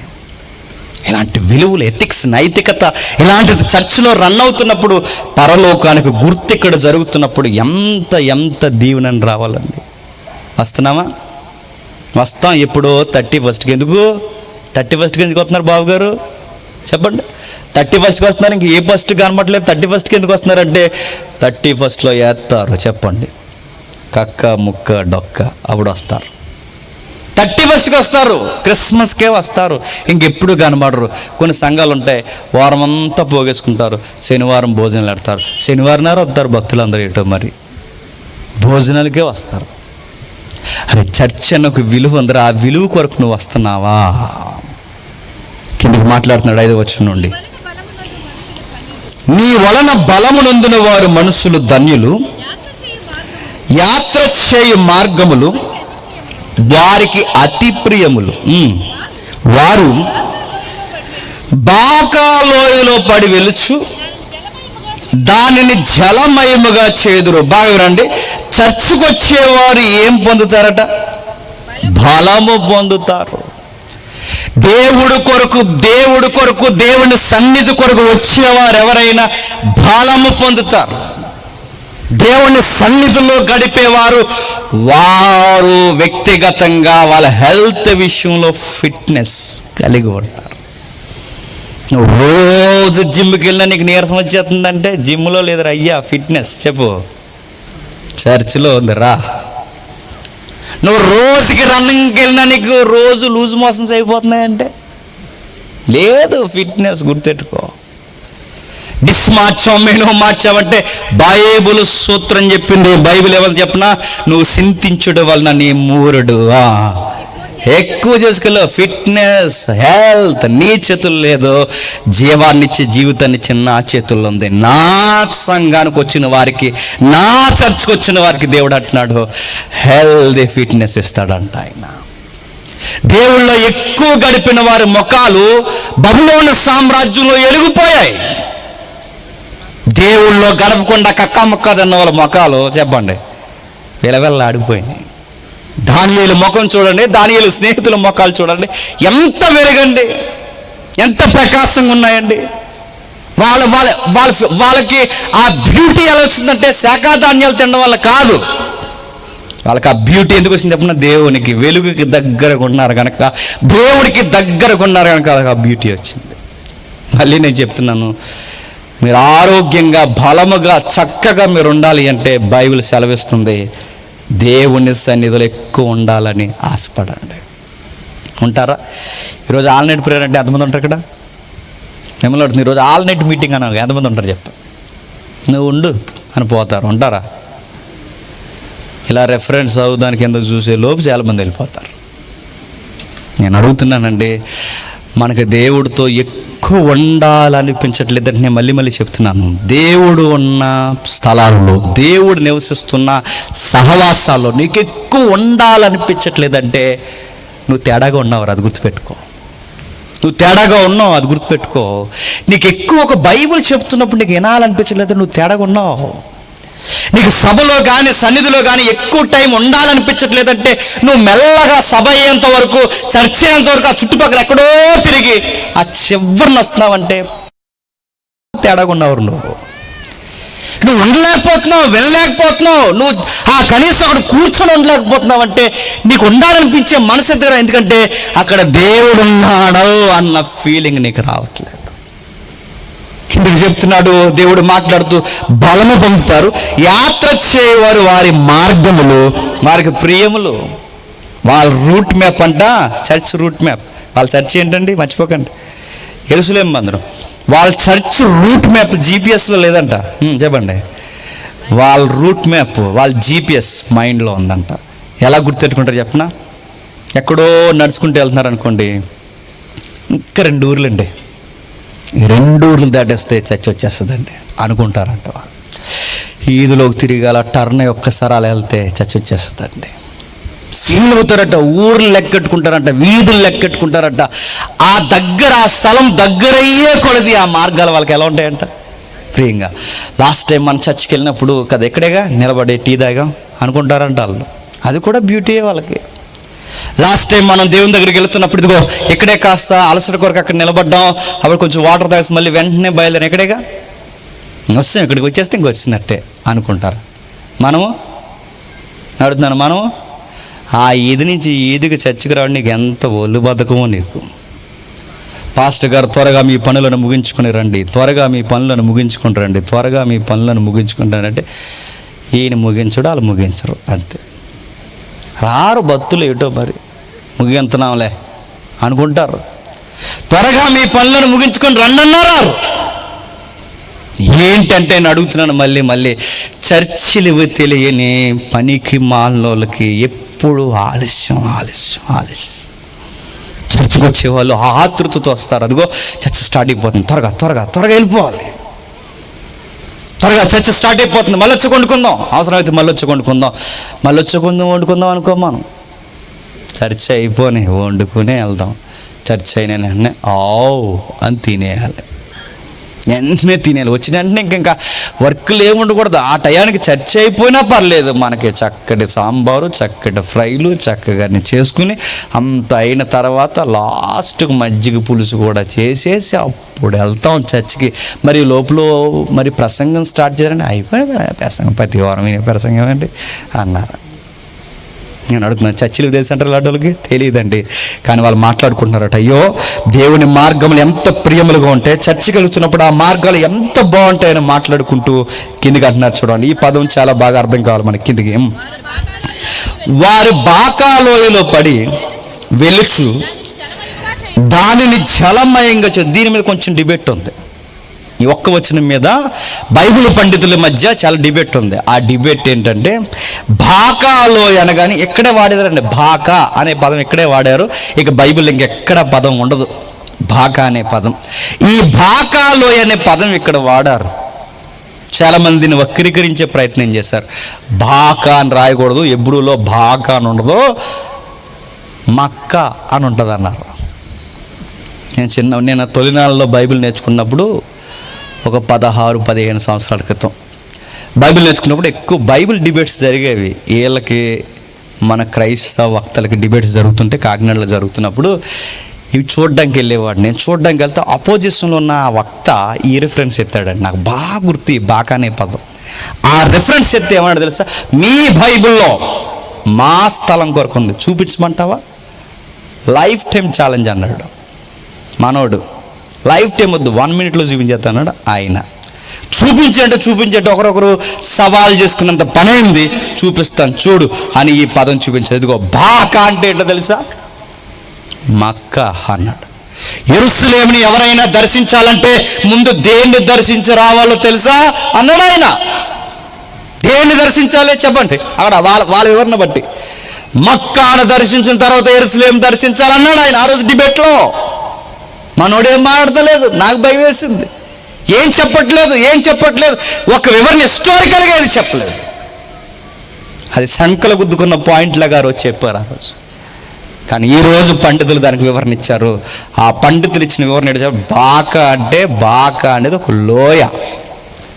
అది కొంచెం కష్టతరమైన లోయ. అంటే యెరూషలేముకి దగ్గరకు వెళుతున్నప్పుడు, లేదా యెరూషలేము కొంచెం కొన్ని మైళ్ళు లేదా కొన్ని పదుల సంఖ్యలో దూరంలో ఉంది, కొన్ని పదుల మీటర్లో లేదా మైళ్ళ సంఖ్యలో ఇక యెరూషలేము వచ్చేస్తుందని కనుసూపు మేర దగ్గరలో, లేదా ఈ జాగ్రఫికల్గా మాట్లాడుకుంటే కొంచెం అలసట తీసుకోవడానికి టైం లైన్ ఏమన్నా ఉంది అన్నప్పుడు ఒక కష్టమైన లోయ తగులుతుంది. ఎందుకంటే యెరూషలేము మందిరం 46 ఎకరాలు దావీదు ఎక్కడ కొన్నాడండి?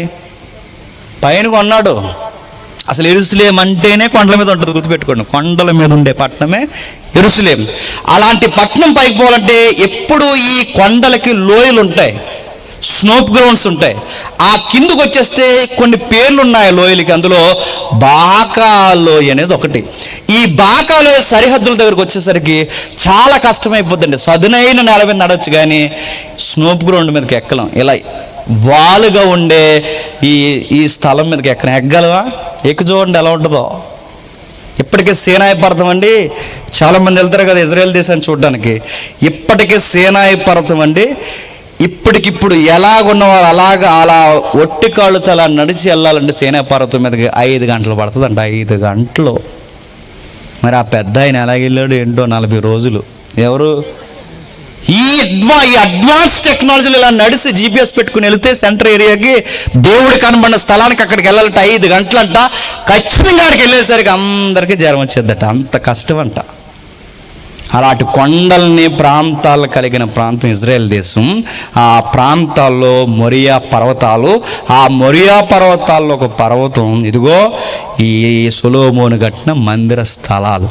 ఇప్పుడు అక్కడ పోలంటే లోయలు తగులుతాయి. ఈ లోయకి వచ్చేసరికి మొత్తం అలసిపోతారు. పైకి వెళ్ళడానికి ఎనర్జీ కావాలి. ఎనర్జీ కావాలంటే ఏం కావాలండి చెప్పండి? బిర్యానీ తింటున్న ఎనర్జీ పోద్ది. ఏం కావాలి? వాటర్ కంటెంట్ కావాలి. ఆ టైంలో వీళ్ళ వాటర్ కోసం ఎదుగుతారట. దేవుడు అప్పుడు వాటర్ ప్లాంట్ల మాదిరి ఆ లోయని రెడీ చేసి ఉండుతాడట. ఏ లోయ? అక్కడ సదునైన చిత్తడి నేల లైన్ చేస్తుంటాడంట ఆ బాకా లోయ. ఆ బాకా లోయలో తొలకరి వాన కురుస్తాయట. తొలకరి వాన కురిసినప్పుడు ఆ నేల కొంచెం చిత్తడిగా ఉండే నేల గనక ఆ నేల స్పాంజి మాదిరి అది నీళ్ళు పీల్చేసుకుని ఉంటుందట. ఈ వచ్చిన వాళ్ళందరూ ఏం చేస్తారంటే, మన ఏరియాలో చూడండి, మన ఏరియాలో చాలా తక్కువ లోతు తవ్వితే నీళ్ళు వచ్చేస్తాయి మనకి. కానీ తెలంగాణ ఏరియాకి వెళ్ళండి 300 అడుగులు తవ్వున రావు నీళ్ళు అక్కడ. అందుకే వాళ్ళకి బోరు బావులు ఎక్కువ ఉంటాయి. మన ఏరియాలో అడుగు తవ్వుతూ వస్తాయి. కానీ ఇక్కడ చూడండి, జస్ట్ ఇలా చేత్తో ఇలా గొయ్యెట్టి అలా తీస్తే బాకాలోయలో నీళ్ళు అలా స్పాంజీలోంచి వచ్చినట్టు వచ్చేస్తాయి అట. దేవుడు వీళ్ళ యాత్ర చేసే, వీళ్ళకి యాత్ర టైమింగ్ ఉంటుంది. వీళ్ళ యాత్ర చేసే టయానికి వీళ్ళకి వర్షాలు కురిపించి ఆ వర్షాలన్నీ గురిసేలా చేసి అక్కడ నీరు నిల్వ చేసి ఈ మట్టిని ఇలా ఒక్కసారి అలా తీసేసరికి దోసులతో నీళ్ళు తాగంత శుభ్రంగా నీళ్ళు వచ్చేస్తాయట. ఈ వచ్చిన వాళ్ళందరూ ఏం చేస్తారంటే ఒక్కొక్కడు గొయ్యెట్టి ఆ గోతుని ఏకముగా జలమయముగా మార్చేశారట. ఎలా మార్చేశారట? అది రాస్తున్నారు చూడండి. జలమయముగా చేదురు. బాకాలో ఆయన ఏం చేశారు? జలమయంగా ఎందుకు చేస్తారు? అక్కడ నీళ్ళు తాగుతారు. ఎందుకు నీళ్ళు తాగుతారు? యాత్రికులు ఇటుకుండానే వచ్చినప్పుడు అక్కడికి పోయే ముందు కాస్త ఓపిక కొరకు దేవుడు నీళ్లు రెడీ చేస్తాడు. దేవుడిచ్చే వాటర్ ఎప్పుడు బెస్ట్ pH వాటర్ అండి. pH అంటే ఏంటని అడగండి, మళ్ళీ ఇప్పుడు వేరే సబ్జెక్ట్ అయిపోతుంది. వాటర్ కంటెంట్ని pHలో కొలుస్తారు, pH వాల్యూస్లో కొలుస్తారు.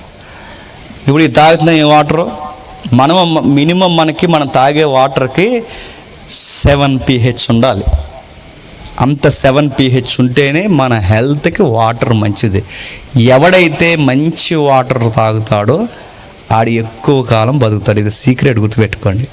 ఎవడైతే మంచి నీళ్ళు తాగుతాడో వాడికి రోగాలు తక్కువ వస్తాయి, గుర్తుపెట్టుకోండి. మరి ఇది మంచి నీళ్ళే కదంటే ఇది మంచిదే, కానీ ఇందులో pH 3 ఉంటుంది. ఎంత? 3 ఉంటుంది. ఇంకా మీకు చెప్పాలి అంటే థమ్స్ అప్పులు, ఆ సప్పులు, ఈ అప్పులు తాగుతున్నాగా, అందులో కూడా ఎంత ఉంటుంది చెప్పనా? అందులో కూడా 2.5-3 pH. మొన్నే చదివాను దీని గురించి. ఇదంతా నాకు తమ్ముడు చెప్తుంటే ఆశ్చర్యం వేసింది. అందులో కూడా 3 అంటే డ్రింక్ తాగిన ఒకటే చెప్పండి, ఇది తాగిన ఒకటే.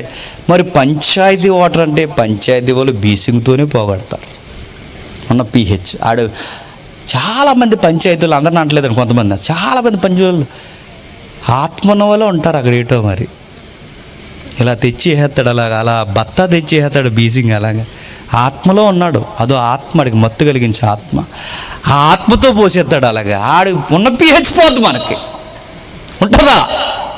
మరి ఏం మంచినీళ్ళు మన తాతలను అడగండి, నూతి నీళ్ళు తాగేవారు ఎలా ఉండేవారండి? వాళ్ళు షుగర్లు ఉండేవి కాదు, బీపీలు ఉండేవి కాదు, నూతి నీళ్ళు తాగేవారు, ఫిట్గా ఉండేవారు. అంటే దేవుడు న్యాచురల్గా ఇచ్చిన వాటర్లు ఎప్పుడు pH బాగుంటుంది. మరి ఇప్పుడు ఎందుకు తాగట్లేదు నూతులు అంటే, మన ఊర్లో చాలా నుయ్యలతో వేశారు. ఏ నుయ్యలని అడగండి. అది ఈ నుయ్యలుగా ఆ నుయ్యలు తోడయ్యాయి కనుక ఈ నుయ్యలు ఏమయ్యాయి, ఇందులో ఊరాయి. అందుకే మానేశారు, తాగరు. ఉన్న నుయ్యిని సెడగొట్టారు. ఇంకా మీరు చూడండి, నది నీళ్ళు తాగేవాళ్ళు చూడండి ఎంత బాగుండేవారు. నదులన్నీ ఏమయ్యాయి, వాడిన డ్రైనేజ్ వాటర్ అంతా అందులో కలుపుతున్నారు. అందుకే నదులు పోయాయి, బావులు పోయాయి. ఇప్పుడు ఒరిజినల్ వాటర్ ఎక్కడ దొరుకుతుంది అంటే, వర్షం నీరు దొరికేది, వర్షాలు కూడా కలుషితమై. ఎందుకంటే ఈ ఫ్యాక్టరీ పొగలు, చెత్త చెదారం, ఇదంతా దరిద్రాన్ని అంతా వదులుతుంది, మేఘాలు బట్టి అది కూడా కలుషితం అవుతుంది. మరి ఎక్కడ మనకి మంచి వాటర్ దొరుకుతుందంటే ఇప్పుడు ప్రజెంట్ అండి లెక్కలు తేల్చారు.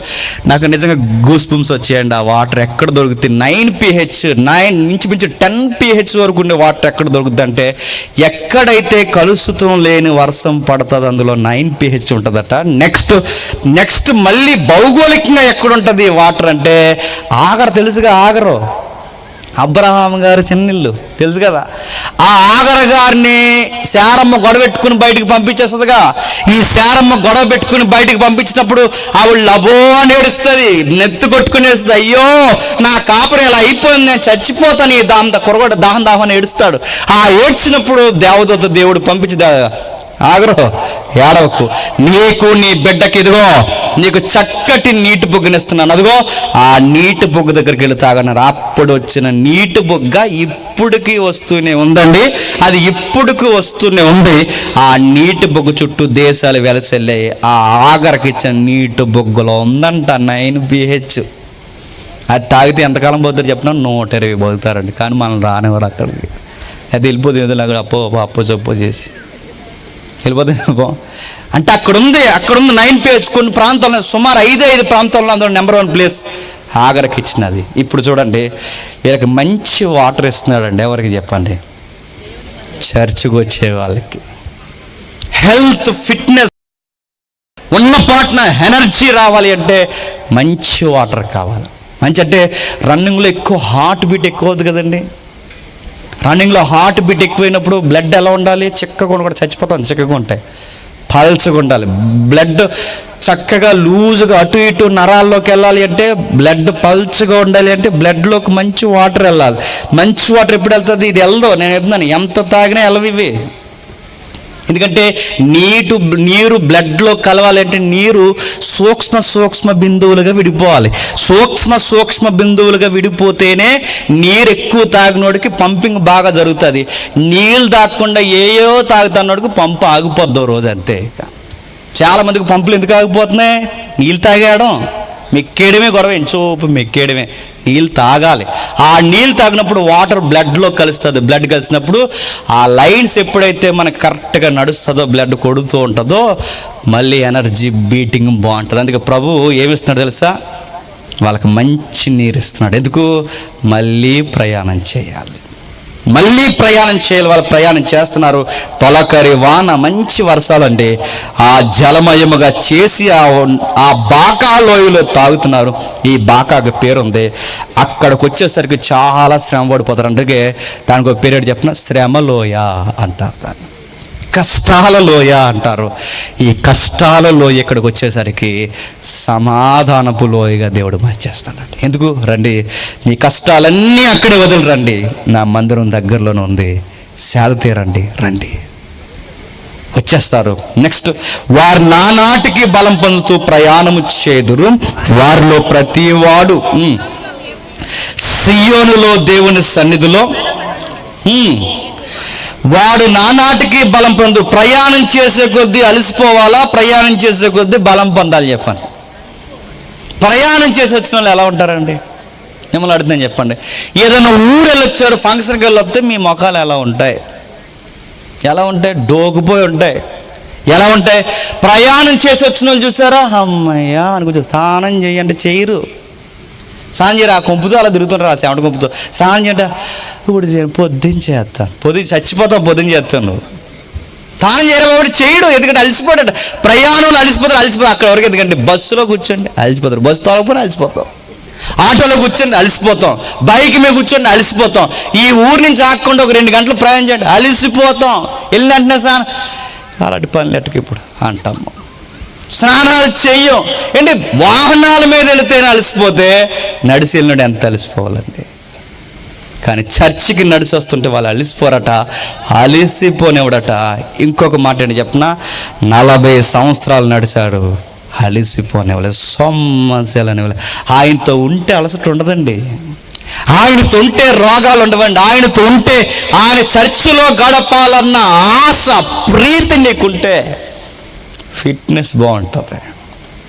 కిందికి చెప్తున్నాడు చూడండి, వారిలో ప్రతి వాడు దేవుణ్ణి అనుభవించాలనుకుంటారు. అనుకున్న ప్రతి ఒక్కడు దేవుని సన్నిధిని, దేవుణ్ణి చూస్తాడు, వీడు దేవుడికి కనబడతాడు, దేవుణ్ణి ఫీల్ అవుతారు, ఆ ఫీలింగ్లోకి వస్తారు. సైన్యములకు అధిపతియగు యెహోవా, దేవా నా ప్రార్థన ఆలకించు. ఇక్కడ జాగ్రత్త, ఇక్కడికి వచ్చేసరికి వెంటనే కీర్తన మార్చేశాడు. ఇక్కడ సింగులర్, నా దేవా నా మొర, నా దేవా నా మొర, నా దేవా మా మొర, నా మొర. నా అన్నాడంటే ఎవరో వ్యక్తి. ఇప్పటి వరకు యాత్రికులు, ఇప్పుడు సడన్గా వచ్చిన మారిపోయిందంటే వ్యక్తి. ఇప్పుడు ఇక్కడ ఈ వ్యక్తి ఎవరు అంటే, ఇప్పటి వరకు ఎవరో ఫీలింగ్ రాశాడు. ఎవరు ఫీలింగు? యాత్రికులు ఏం ఫీల్ అవుతారు చర్చకు వచ్చేటప్పుడు, ఆ ఫీలింగ్ రాశాడు. ఇప్పుడు సడన్గా నా అనే పదం వాడారంటే ఇప్పుడు వాళ్ళ ఫీలింగ్ కాదు, మా ఫీలింగ్. మా అంటే ఇక్కడ ఎవరు, నా అంటే ఇక్కడ ఎవరు? సైనికులు. సైనికులు అంటే ఎవరు? కోరాహు కుమారులు. కోరాహు కుమారులు ఎక్కడున్నారు? గేటు దగ్గర డ్యూటీ చేస్తున్నారు. ఏ గేటు? చర్చి గేట్. చర్చి గేట్ దగ్గర వీళ్ళు డ్యూటీ చేస్తూ వాళ్ళు ఏమని ఫీల్ అవుతున్నారు చూడండి. మా ప్రార్థన ఆలకింపుము యాకోబు దేవా, చెవియొగ్గుము దేవా, మా కేడమ, నీవు అభిషేకించిన వాని ముఖము రక్షింపుము. నీ ఆవరణములో ఒక దినము గడుపుట 1000 దినముల కంటే శ్రేష్టము. ఏమని మాట్లాడుతున్నాడు చూడండి. ఇప్పుడు సడన్ గా వీళ్ళు మాట్లాడుతున్నారు. ఏమని మాట్లాడుతున్నారంటే, దేవా మా ఫీల్ కూడా విన్ను. ఇప్పటి వరకు ప్రయాణికుల యొక్క మనసులో మాటలు చెప్పాం, ఇప్పుడు మా మనసులో మాట చెబుతున్నాం. మా యందు దృష్టించు, మా ప్రార్థనలు ఆలకించు. ఇంతకీ మీరు ఏం అడుగుతున్నారయ్యా అంటే, ఆ కిందకి చెప్తున్నాడు చూడండి. నీవిచ్చిన ఈ డ్యూటీ, నీవిచ్చిన ఈ ప్లేస్లో అలా ఎప్పుడు మాకు ఉండిపోవాలని ఉందయ్యా.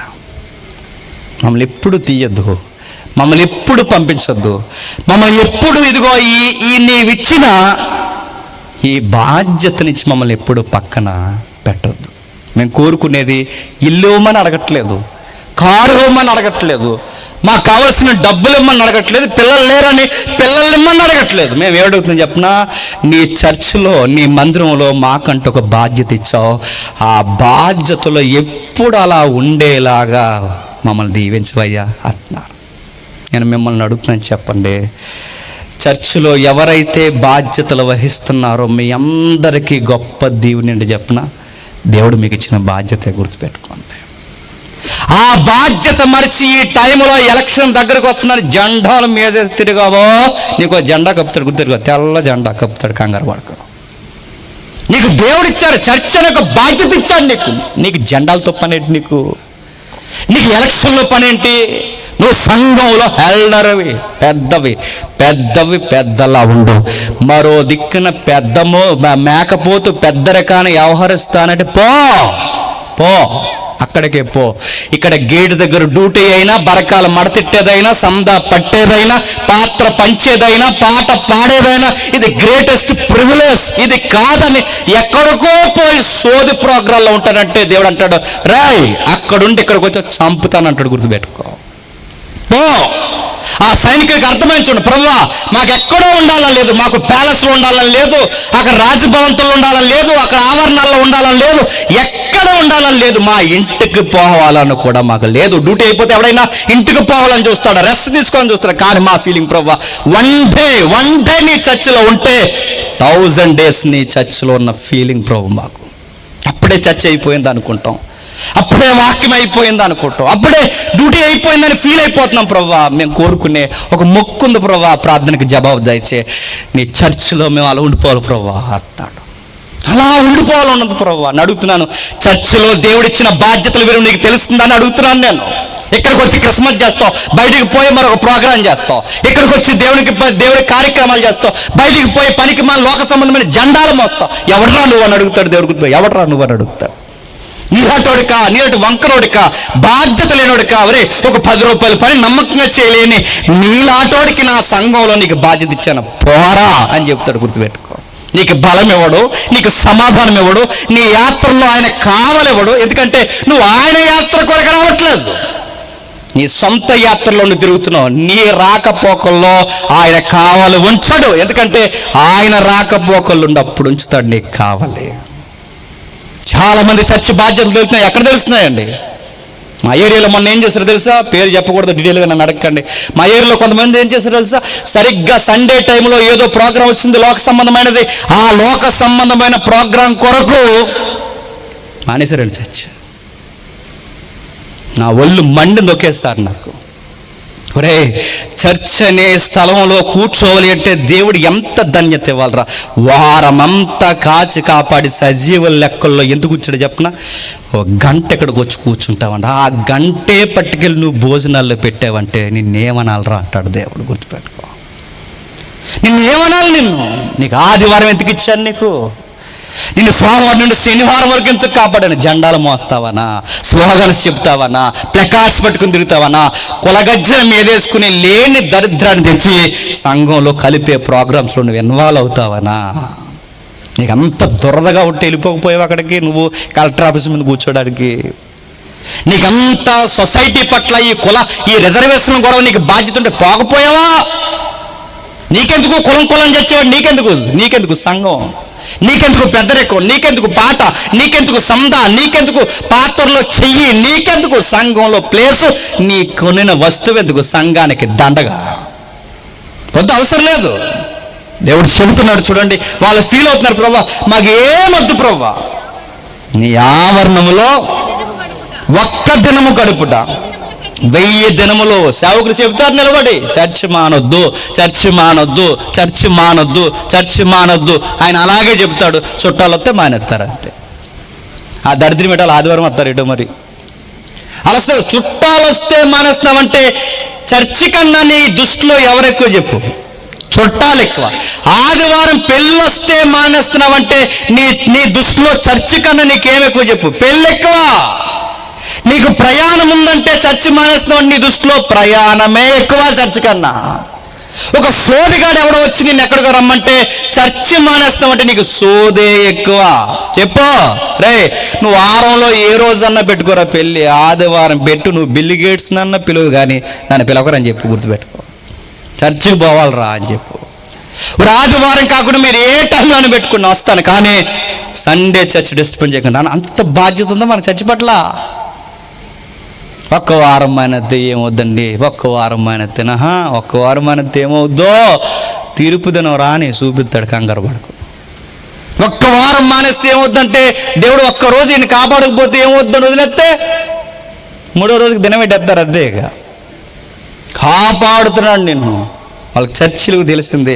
వాళ్ళు అంటున్నారు, ప్రభువా మాకు గ్రేట్ జాబ్ ఇచ్చావు, గ్రేట్ జాబ్ ఇచ్చావు. వీళ్ళ దగ్గరికి వెళ్ళి, ఇదిగో ఎలా రండి, మీరు గేట్ దగ్గర ఎన్నాళ్ళు డ్యూటీ చేస్తారు, కానీ మీకు పని చెప్తున్నాను, రాజుగారి గేటు ముందు డ్యూటీ చేయాలండి, వస్తారా? జీతాలు ఎక్కువ ఉంటాయి, రాయితీలు ఎక్కువ ఉంటాయి, సీఎం భోజనం పెడతారు, మీకు వస్తారా? అక్కడ డ్యూటీ చేస్తారా? ఇక్కడ చేస్తారు డ్యూటీ, అక్కడ చేస్తారా? పిఎఫ్లు ఉంటాయి, మీకు కావాల్సిన శాలరీస్ ఉంటాయి, ఎస్ఎల్ఆర్స్ ఉంటాయి. రిటైర్ అయిపోయిన తర్వాత మళ్ళీ మీకు గ్రాస్ ఉంటుంది, మీ పిల్లలకి మళ్ళీ జాబ్ కొనసాగుతుంది. ఎంత ఉందో డ్యూటీ. ఇక్కడ సెక్యూరిటీ చేసి కానీ అక్కడ సెక్యూరిటీ జాబ్ చేస్తారు, రండి వస్తారంటే వీళ్ళంటారట, మంచి జాబ్ సార్, సూపర్ సార్, కానీ ఒకటి సార్ మేము ఆ జాబ్ చేయండి సార్ అంటారు. ఒరే రాజుగారి ఇంటి ముందు కాపలారా, గవర్నమెంట్ జాబ్ రా, పక్కా రిజర్వేషన్ రా, రండ్రా, నీ పిల్లలకి గవర్నమెంట్ ఉద్యోగం కొనసాగుతుంటే, రామ్ సారీ సార్, ఇంకెవరినైనా పిలుచుకోండి కానీ సండే ఎగ్గొట్టే ఈ జాబులు మాకు వద్దు సార్. ప్రౌడ్గా ఒక విషయం చెప్తాను మీకు. రాజమండ్రిలో 3-4 కోట్ల రూపాయలతో బిజినెస్ పెట్టారండి మా చర్చ్ మెంబర్స్. 3-4 కోట్లు బిర్యానీ సెంటర్. సార్ ఎవరైనా రాజమండ్రి వస్తే ఆ బిర్యానీ సెంటర్లో తినండి. జీసన్ అని చక్రధర, అంటే ఎముకలు ఇరిగిపోయే హాస్పిటల్, ఎముకలు ఇరిగిపోతే బాగు చేసే హాస్పిటల్ ఉంది, చక్రధర హాస్పిటల్ అని. హాస్పిటల్ పక్కన బిల్డింగ్ మీద ఉంటాను. రెస్టారెంట్ నాదనుకోకండి, అక్కడ తినమన్నానని. ఎందుకు చెప్తాను వినండి. వాళ్ళది 3-4 కోట్ల రూపాయల బిజినెస్ అండి వాళ్ళది. మొన్నే స్టార్ట్ చేశారు. రెస్టారెంట్ అంటే ఏ రోజు బాగా లాగుతుందండి? ఆదివారం, శనివారం పెట్టారు. అంతవరకు పూర్తవుతుంది. ఓ మాట అడిగాను నేను, ఇన్ని కోట్ల రూపాయల బిజినెస్ పెడుతున్నారు కదా, దేవుడు మిమ్మల్ని దీవించాడు, ఆదివారం మీరు ఏం చేస్తారని అడిగాను. చర్చికి వస్తారా, రెస్టారెంట్లో ఉంటారా? అయ్యో, చర్చి కన్నా ఈ కోట్ల రూపాయల బిజినెస్ మాకు ఎక్కువ అండి, చర్చే ముఖ్యం, తర్వాతే రెస్టారెంట్ అని. నిజంగానంటే నిజమే అండి. చూడండి, రాకపోతే అడగండి. చూస్తున్నానండి, ఏ రోజు మానండి. అన్ని కోట్ల రూపాయల బిజినెస్ వదిలేసి తల్లి ముగ్గురు వచ్చి ఫ్రంట్ లైన్లో కూర్చొని వాక్యం అంతా విని లాస్ట్ ప్రేయర్ చేయించుకుని వెళ్తారు. నేను ఎందుకు చెప్తున్నాను చెప్పిన ఈ మాట? వాళ్ళకి కోట్ల రూపాయల బిజినెస్ కన్నా ఆ గంట టర్న్ ఓవర్, నేను ఓపెన్గా చెప్పొచ్చు లేదు కానీ, గంట టర్న్ ఓవర్ 1-2 లక్షల బిజినెస్ జరుగుతుంది. ఆ ఒక్క గంటను అక్కడ పక్కన పడేసి వచ్చి చర్చిలో కూర్చుంటారు. ఎందుకు చెప్పిన, చర్చిలో గడపడం అనేది గ్రేటెస్ట్ ప్రివిలేజ్. గుర్తుపెట్టుకోండి. అర్థమైంది, వాళ్ళకి అర్థమైంది కనుక ఇప్పుడు చర్చి లేదు, మమ్మల్ని బయటికి పంపించేస్తున్నారు, ఇప్పుడు రెంట్కి చర్చి నడిపిస్తున్నాం, మాకు చర్చి లేదని మేము బాధపడుతుంటే మళ్ళీ వాళ్ళు ఏం చేస్తారు చెప్పినా, చర్చి లేదని బాధపడుకో మై డియర్ బ్రదర్ జేమ్స్, బాధపడుకో, నీకు విషయం చెప్తున్నాం. మేము ఎప్పుడో ఒక స్థలం కొన్నది, సుమారు 1-2 కోట్ల రూపాయల స్థలం నీకు రాసి ఇచ్చేస్తున్నా, చర్చి కట్టండి అన్నారు. చూసారా, చర్చి వాల్యూ అది. చర్చి విలువ ఎదిగారు కనుక ఈరోజు ఒక సామాన్యుల్ని ఇంత కోట్ల రూపాయల బిజినెస్, వాళ్ళ సామాన్యులు దేవుడికి ఇంత పెట్టుబడులు. చర్చి విలువ మనం ఎరిగితేనే, మళ్ళీ చెప్తున్నా అండి, నువ్వు చేసే చిన్న పనులు కూడా దేవుడు దీవిస్తాడు. నీకు 500 ఎక్కువ వస్తున్నాయంటే వారం మానేస్తావు నువ్వు చర్చి. నీకు 500 వస్తాయి, నీకు గుర్తెట్టుగా 500 ఇంక నీకు 500 వస్తాయి. నీకు 500 ఎక్కువ వస్తుందంటే చర్చి మానేస్తావు. ఆ రోజు ఎవరన్నా కార్యక్రమం ఉందంటే మానేస్తాం. నీకు చర్చిలు తెలియదు, సభ విలువ తెలియదు, కార్యక్రమం విలువ తెలియదు, అసలు దేవుడి సన్నిధిలో గడపడం తెలియదు. అందుకే మన జీవితాలు ఎక్కడ వేసిన గొంగలి అక్కడే. వాళ్ళకి అర్థమైంది కోరహ కుమారులకి, సార్ మా ఉద్యోగాలు చేస్తున్నామన్న ఫీలింగ్ కన్నా, మాకు జీతాలు వస్తున్నాయన్న ఫీలింగ్ కన్నా, నీ చర్చికి కాపలా కాస్తున్నాను చూసారా, ఆ ఫీల్ చాలు సార్, అంతకన్నా జీతం కన్నా ఎక్కువ అన్నారట. నేను ఈరోజు మీకు కంపేర్ చేసి చెప్తున్నాను. చర్చిలో ఎవరికైనా దేవుడు బాధ్యతలు ఇస్తే అంతకన్నా దాన్ని ఇంకేం లేదండి. దయచేసి ఎప్పుడు దాన్ని నెగ్లెక్ట్ చేయకండి. నీకు పాట పాడవారం ఇచ్చాడా, మంచిగా పాడు, బెస్ట్ పాడు. నీకు చక్కగా వాక్యం చదివి అలవాటు ఇచ్చాడా, చక్కగా వాక్యం చదువు. నీకు సంఘంలో ఎవరికైనా భోజనాలు వండిచ్చే పాత్ర ఇచ్చాడా, చక్కగా వండు, ఎలా పడతాలో వండుకు, బెస్ట్ వండు. నీకు సంఘంలో నలుగురు కలుపుకుపోయే గుణం ఇచ్చాడా, వచ్చేవాడిని రిసీవ్ చేసుకునే యాటిట్యూడ్ నీకుందా, బెస్ట్ వెల్కమ్ చెప్పు వాళ్ళకి. వచ్చిన వారిని ఎలా కూర్చోబెట్టాలి, ఎలా మోటివేషన్ చేయాలన్న ఒక కలుపుకుపోయే ప్రేమ స్వభావం నీకు ఇచ్చాడా, చేయి. ఎందుకు ఇచ్చాడు చెప్పిన, దేవుడు నమ్మాడు, అరే ఇది నీకు బ్లెస్సింగ్ రా అని ఇచ్చాడు. ఆ బ్లెస్సింగ్స్ మనకు తెలియవండి. అందుకని అడుగుతున్నా అండి, సంఘానికి మళ్ళీ చెప్తున్నాను, సంఘం నాకేమిచ్చింది కాదు, సంఘానికి నేనేమిచ్చాను కాదు, సంఘము నాకు ఇచ్చింది, ఒక గొప్ప ప్లేస్ ఇచ్చింది నాకు, సంఘంలో ఉండే స్థలం ఇచ్చింది నాకు. మళ్ళీ రివర్స్ చెప్తున్నాను, సంఘం నాకేం చేసిందని కాదు, ఎప్పుడు ఏదో చేయాలి మనకి. 3 వారాలు వస్తాం, 4 వారాలు వస్తాం, 7 వారాలు వస్తాం, పని అవ్వకపోతే ఇంకో సంఘానికి పోతాం, అక్కడ ఇంకో 4 వారాలు వెళ్తాం, పని అవ్వకపోతే ఇంకో సంఘం, ఇంకా అక్కడ అవుతలేదు, ఇంకో వేరే దేవుడి దగ్గర అవుతుందంటే మనకు పని అవ్వాలి, ఆ దేవుడి దగ్గర కూడా పోతాం. పోమా, సిగ్గులు ఎక్కడ పోతాం మనం, పోమా. ఈ మొక్కులు వాడు కదట, ఆ మొక్కులు వాడంటే వెళ్ళిపోవు. రాయి మీద రాయి పెడితే పుడతానంటే వెళ్ళిపోతాం, రాయి ఎట్టు ఇయ్యాల్లో లోపంటే వెళ్ళిపోతాం. వెళ్ళిపోమండి, వెళ్ళిపోతాం, మనకు పని అవ్వాలంతే. బయట వాళ్ళు మొక్కులు వాడు దేవుడు అని ఎలా చూస్తున్నారు, మన వాళ్ళు కూడా చర్చికి వచ్చి నాకు ఏమిస్తావు కదా బాబు, నీకు ప్లేస్ ఇచ్చాడు చర్చిలో, ఒక సభ్యత్వాన్ని ఇచ్చాడు చర్చిలో, చక్కటి ఆరాధన ఇచ్చాడు, వాక్యం వినే ధన్యత ఇచ్చాడు. అదే వాళ్ళు అడుగుతున్నారు, 1000 దినాల గడిపినంత భాగ్యము ప్రభువా, నీ ద్వారము దగ్గర అలా పని చేయడం మాకు ఎంత ధన్యత, ఎంత ధన్యత అంటూ పోలుస్తున్నారు. చూడండి, దేవుడైన యెహోవా సూర్యుడును కేడమునై ఉన్నాడు. దేవుడైన యెహోవా సూర్యుడు కేడము. పై మాట, భక్తిహీన గుడారముల్లో నివసించుట కంటే దేవుని మందిర ద్వారం దగ్గర ఉండుట నాకు మీద. ద్వారం అంటే ఎందుకు చెప్పాను, ఎవరు ఆ డ్యూటీ చేసే ద్వారం దగ్గర? ద్వారం దగ్గర డ్యూటీ. వాళ్ళ ద్వారం అనే పదం ఎందుకు వాడాలంటే వాళ్ళ డ్యూటీ అది. ద్వారం దగ్గర డ్యూటీ చేయండి. భక్తిహీన గుడారాలు ఎంత బాగుంటాయండి, అది ఇల్లు ఎంత బాగుంటాయండి.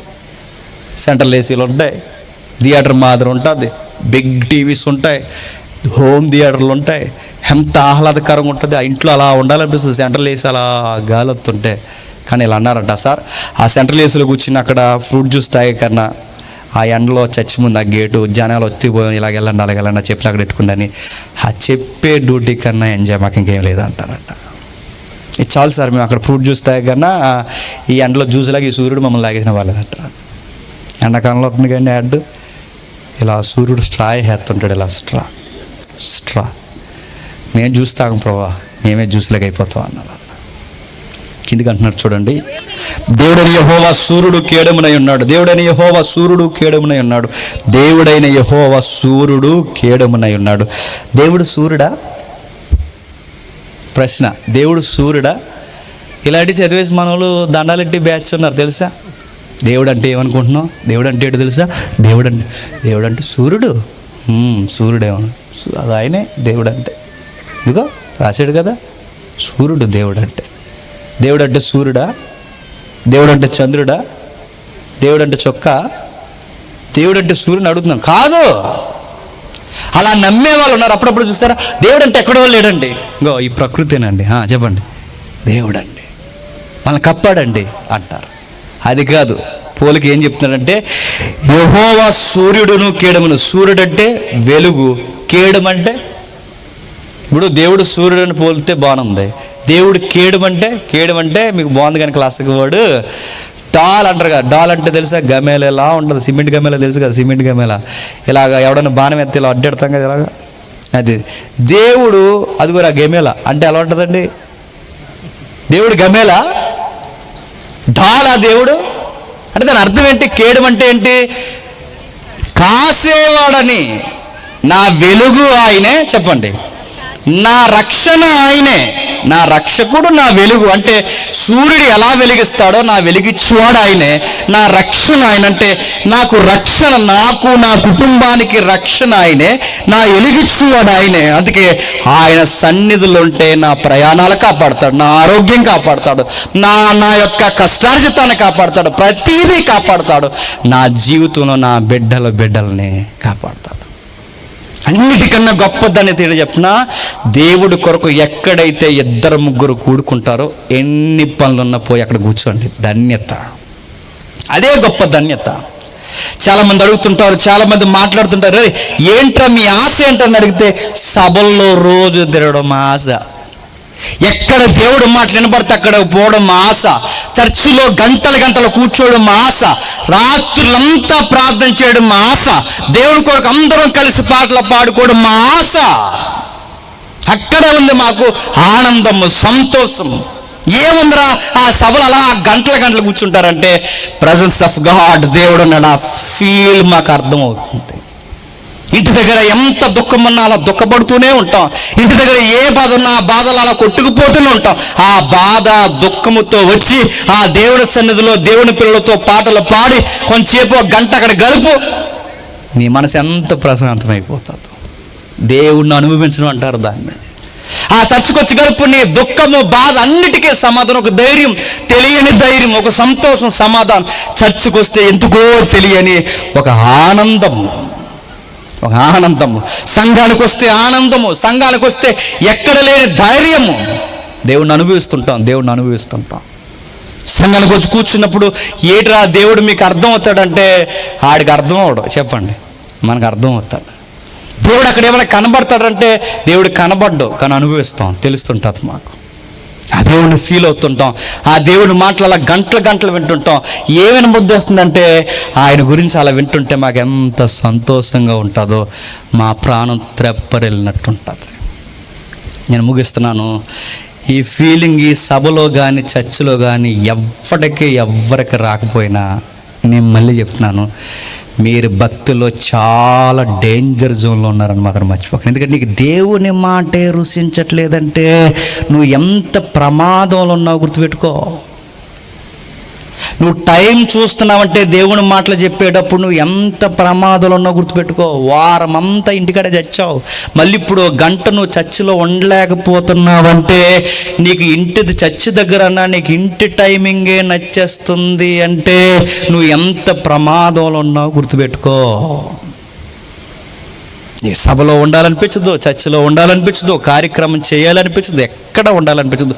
మరి ఎక్కడ ఉంటావురా కుదిరింగా? చచ్చిపోయి శ్మశానంలో ఉంటావు అంతే. అప్పుడే కదలకుండా ఉంటాం, ఎప్పుడు ఇంకెక్కడ కదలాలా, మట్టి హెత్తరు లెక్కకుండా సిలివేసి ప్రశాంతం కదలు. అప్పటి వరకు నీకు కాలు కుదురు ఉండదు, నీకు అప్పటి వరకు అంతే. ఇంక నీకు ఇంట్లో ఉంటేనేమో ఇంట్లో ఉండు, కొంచెం పార్కులు అంటావు, పార్కులు ఉంటే కొంచెం పార్కులు అంటావు, థియేటర్ అంటావు, థియేటర్ స్నేహం అంటావు, సెంటర్ అంటావు, గోళ్ళు అంటావు, చెత్త అంటావు. అని అడుగుతున్నాను, మరి చచ్చేదిరా? పరీక్షలు వస్తే వస్తావు, ఏమైనా రోగం వస్తే వస్తావు, అది పోయే వరకు పాస్టర్ గారి చుట్టూ తిరుగుతావు. ఏదైనా ఉద్యోగ ప్రయత్నాలు ఉంటే వస్తావు, సంసారంలో గొడవలు ఉంటే వస్తావు, తీరని రోగం ఏదో వచ్చి మీద అడిపోయిందంటే వస్తావు, అప్పుడు వస్తావు, అది తీరే వరకు కూర్చుంటావు. తర్వాత మెల్లగా ఎప్పుడు వదిలేస్తారా అని చూస్తావు. చర్చి విలువ తెలియని వాళ్ళు ఈ తరంలో చాలామంది ఉన్నారు. కొన్ని మాటలు రాశాడు చూడండి, 5వ వచనం చూడండి, నేను ముగించేస్తున్నాను. నీ వలన బలము పొందిన వారు ధన్యులు, నీ వలన బలము పొందిన వారు ధన్యులు. మరో వచనం కింద వాడాడు చూడండి, నీ వలన బలం పొందిన ధన్యతలు 3 సందర్భాలు వాడతా చూడండి. నీ వలన బలము పొందిన వారు ధన్యులు. 2వ వచనమా,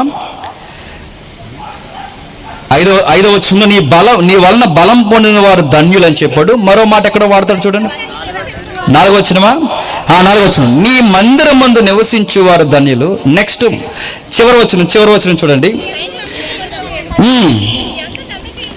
నీ యందు నమ్మిక ఉంచువారు ధన్యులు. ధన్యతలు ఎన్ని చెప్తున్నాడండి? 3. ఆ 3 ఎక్కడ చెప్తున్నాడు చూడండి. 1, నీ మందిరంలో ఉండేవారు ధన్యులు. నెక్స్ట్, నీ మందిరానికి వచ్చేటప్పుడు బలం పొందేవారు ధన్యులు. నెక్స్ట్, ఆ మందిరానికి వచ్చి నీ యందు నమ్మిక ఉంచిన వారు ధన్యులు. ధన్యత ఎక్కడుంది?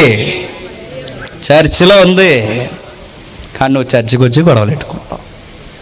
ఈ మధ్య ఒక వీడియో చూసానండి, పాస్టర్ గారిని ఎవరో మరి ఆ పనికిమాలినోడు ఎవడో, ఏ ఊరో నాకు సరిగ్గా క్లారిటీ లేదు, అంత పొడవు ఉన్నారు పాస్టర్ గారు. ఆ పాస్టర్ గారిని మాట్లాడుతున్న మైక్ తీసి ఇక్కడ కొట్టేశారండి. కొట్టేస్తే ఈ చివరి రక్తం కారిపోతుంది. పాస్టర్ గారు అలా ఒకరొకరు తోపిసలాడు జరుగుతుంది. దేవుని సన్నిధిలో రక్తాలు వచ్చేలా కొట్టుకుంటున్నారంటే వీళ్ళని ఏమనాలండి? పాస్టర్ గారిని కొట్టడం ఏంటండి? ఓకే, ఆయన ఏ కానుకల్లోనూ తప్పు చేశాడు, లేదా పర్సనల్ క్యారెక్టర్లో తప్పు చేయడు. కానుకల విషయంలో తప్పు చేస్తే పొమ్మను, ఇదిగో మీరు దేవుని కానుకల విషయంలో ఉంటే రాకండి అని చెప్పండి. దానికి కొట్టొచ్చా? క్యారెక్టర్ విషయంలో లూజుకుంటారే, పోరా ఎవడరా నేను సేవకుడు, పో బయటికి, నీలాంటి సేవ మాకు వద్దని పంపించే. ఇంతమంది విశ్వాసులు ఉండగా, అంతమంది చూస్తుండగా ఆయన లాగు నువ్వు కొట్టావంటే నేను అనుకుంటానండి, వీడు త్వరలోని వీడు ఉరుతాడు మెడలో వేసుకుంటున్నాడు.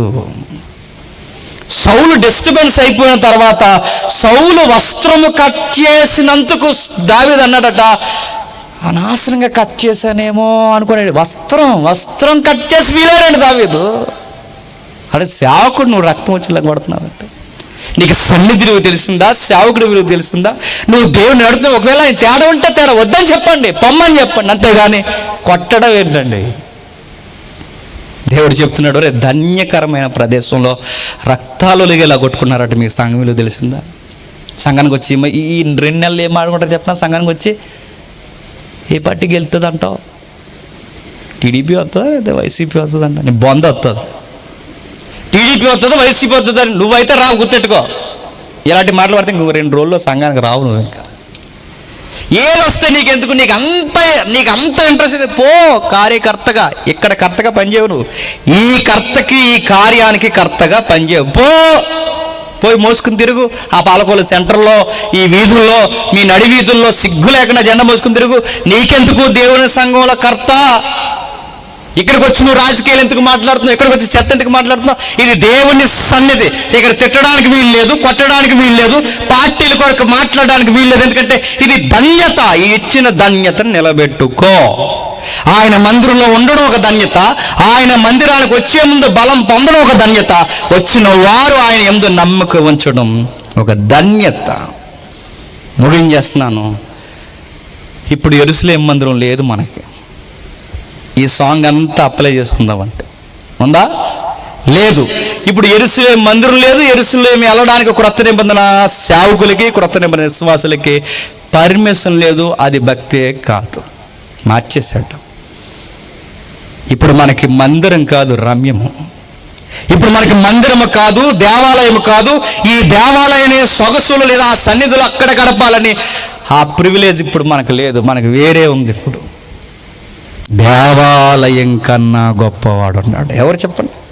ప్రభు అయిన యేసుక్రీస్తు వారు. ఇప్పుడు మనకి సౌందర్యం ఎవరు చెప్పండి? ప్రభు అయిన యేసుక్రీస్తు వారు. ఇప్పుడు మనం ఎవరిని చూడాలని ఆశ ఉండాలి చెప్పండి? ప్రభు అయిన యేసుక్రీస్తు వారు. ఈయన ఎక్కడ కనబడతారో చెప్పండి? ఎక్కడ 2-3 కూడుకుంటారో అక్కడ నువ్వు పూజించే ప్రభు ఆసీనుడై ఉంటాడు. గుర్తుపెట్టుకో.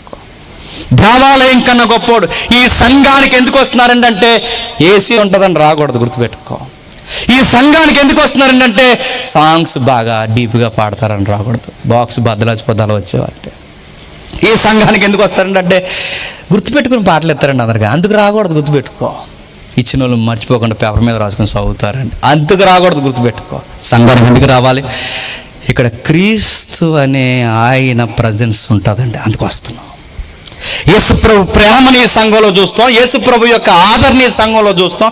యేసుప్రభుని అనుభవిస్తాం. యేసుప్రభు ఒకవేళ కళ్ళ ముందుంటే ఇదిగో ఇలాగే ప్రేమిస్తాడేమో, ఇలాగే ఆదరిస్తాడేమో, ఇలాగే వెల్కమ్ చెప్తాడేమో, ఇలాగే మాట్లాడతాడేమో, బాధలు దుఃఖాలు తీయడానికి ఇదిగో ఈ ప్రేమను కురిపిస్తాడేమో. ఇక్కడ వీళ్ళ మధ్య ఆయన ప్రేమను మేము అనుభవిస్తూ ఉండే. అందుకే సంఘానికి వస్తున్నాం. ఒక విశ్వాసకు ఉండాల్సిన ఆశ ఏంటో తెలుసా? నేను ముగించేస్తున్నాను. ఒక విశ్వాసకు ఉండాల్సిన ఆశ యేసు ప్రభుని త్వరగా చూడాలి. ఆ రోజు వాళ్ళు యెరూషలేము మందిరాన్ని త్వరగా చూడాలనుకున్నారు. ఇప్పుడు మందిరం కన్నా గొప్పోడు ప్రభు అయిన యేసుక్రీస్తు. ఆయన త్వరగా చూడాలి, ఆయన త్వరగా చూడాలి. అందుకే పౌలు గారు చూడండి, ప్రభువా వెనుకున్న వాటిని మరిచి ముందున్న వాటి కొరకే ఎగిరిపడుచున్నాను. ప్రభువా త్వరగా వెడలిపోయి నీ వద్దకు రావాలని కోరుచున్నాను. బ్రతుకుట నీ కోసమే, చనిపోతే నీ దగ్గరకు వస్తానన్న లాభమే అన్నాడు. అపోస్తులు ఎప్పుడు ప్రభువుని చూస్తామా, ఎప్పుడు ప్రభువుని చూస్తామా, అందుకే వాళ్ళ మెడల మీద కత్తిలెట్టిన ఆనందించారండి. ఎందుకు చెప్పినా ఈ రోజుతో మేము ప్రభువుని చూడడానికి వెళ్ళిపోతున్నాం. ఇప్పుడు మీకు చెప్తున్నాను, రేపే ప్రభువుని చూసేస్తారు మీరంటే ఎంతమందికి ఆనందంగా ఉంటుంది చెప్పండి. రేపే మీరు ప్రభువుని చూస్తారు, ధన్యత. రేపు ప్రభువుని చూస్తామంటే ఫీల్ అవుతావా? ఏంటండి అప్పుడే చచ్చిపోమంటున్నారు అంటారా? రేపే మీరు మీకు ధన్యత కనబడబోతుంది. దేవుడు మీకు కనబడతాడంటే మీకు ఎలా ఉంటుంది? ప్రైజ్ గాడ్ అంటారా? కానీ అపోస్తులు అంటారట, పౌలు రేపు నిన్ను నీరో చక్రవర్తి చంపేస్తా అన్నారా అంటే ఫీల్ అవుతాడు, బాధపడతాడు. ఎందుకంటే ఆ ఫీల్ ఎందుకు చెప్పినా నేను వెళ్ళిపోయిన తర్వాత సంఘానికి రెఫరెన్స్ ఎవరు ఉంటారని ఫీల్ అవుతాడు. నెక్స్ట్ వెంటనే ఆనందపడతాడు. ఆనందం చెప్పినా త్వరగా నేను ప్రభు దగ్గరికి వెళ్ళిపోతున్నాను. నిజంగా బతికేసిన వాళ్ళు, దేవుడి కొరకు జీవించిన వారు, వాళ్ళు అన్నీ కట్టుకుని దేవుడి కొరకు బతికిన వారు ఏమి గుర్తు చేసుకుంటారో చెప్పినా డౌట్ లేకుండా ఖచ్చితంగా ప్రభుని చూస్తాం. ఈ మధ్య మిషనరీలు చనిపోయారు. ఆయన పేరు టామ్ క్లియర్ అని, తిమోతి క్లియర్. ఆయన చనిపోతే ఏమంటే చెప్పినా ఇంకా అర్థమైపోయింది. సేవ చేస్తూ మంచం పట్టేశాడు. పిల్లలందరూ చుట్టూ వచ్చి ఏడుస్తున్నారు, నాన్నగారు ఎక్కువ కాలం బతకాలి, దైవజనులు లేవాలి, మళ్ళీ సేవ చేయాలని. దైవజనుడికి అర్థమైపోయింది. ఆయన ఏమన్నా తెలుసా, ఇంక నేను బతకాలని ప్రార్థన చేయకండి, నాకు ఆ ప్రార్థన వద్దు.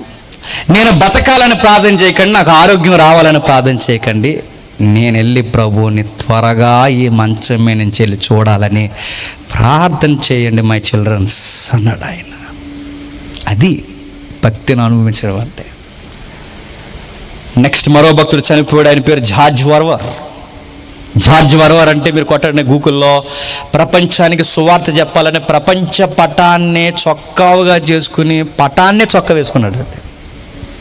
సుమారు 50 సంవత్సరాలు ఎంతో సువార్త చేశాడు. మొన్నే 1 year బ్యాక్ చనిపోయారు ఆయన.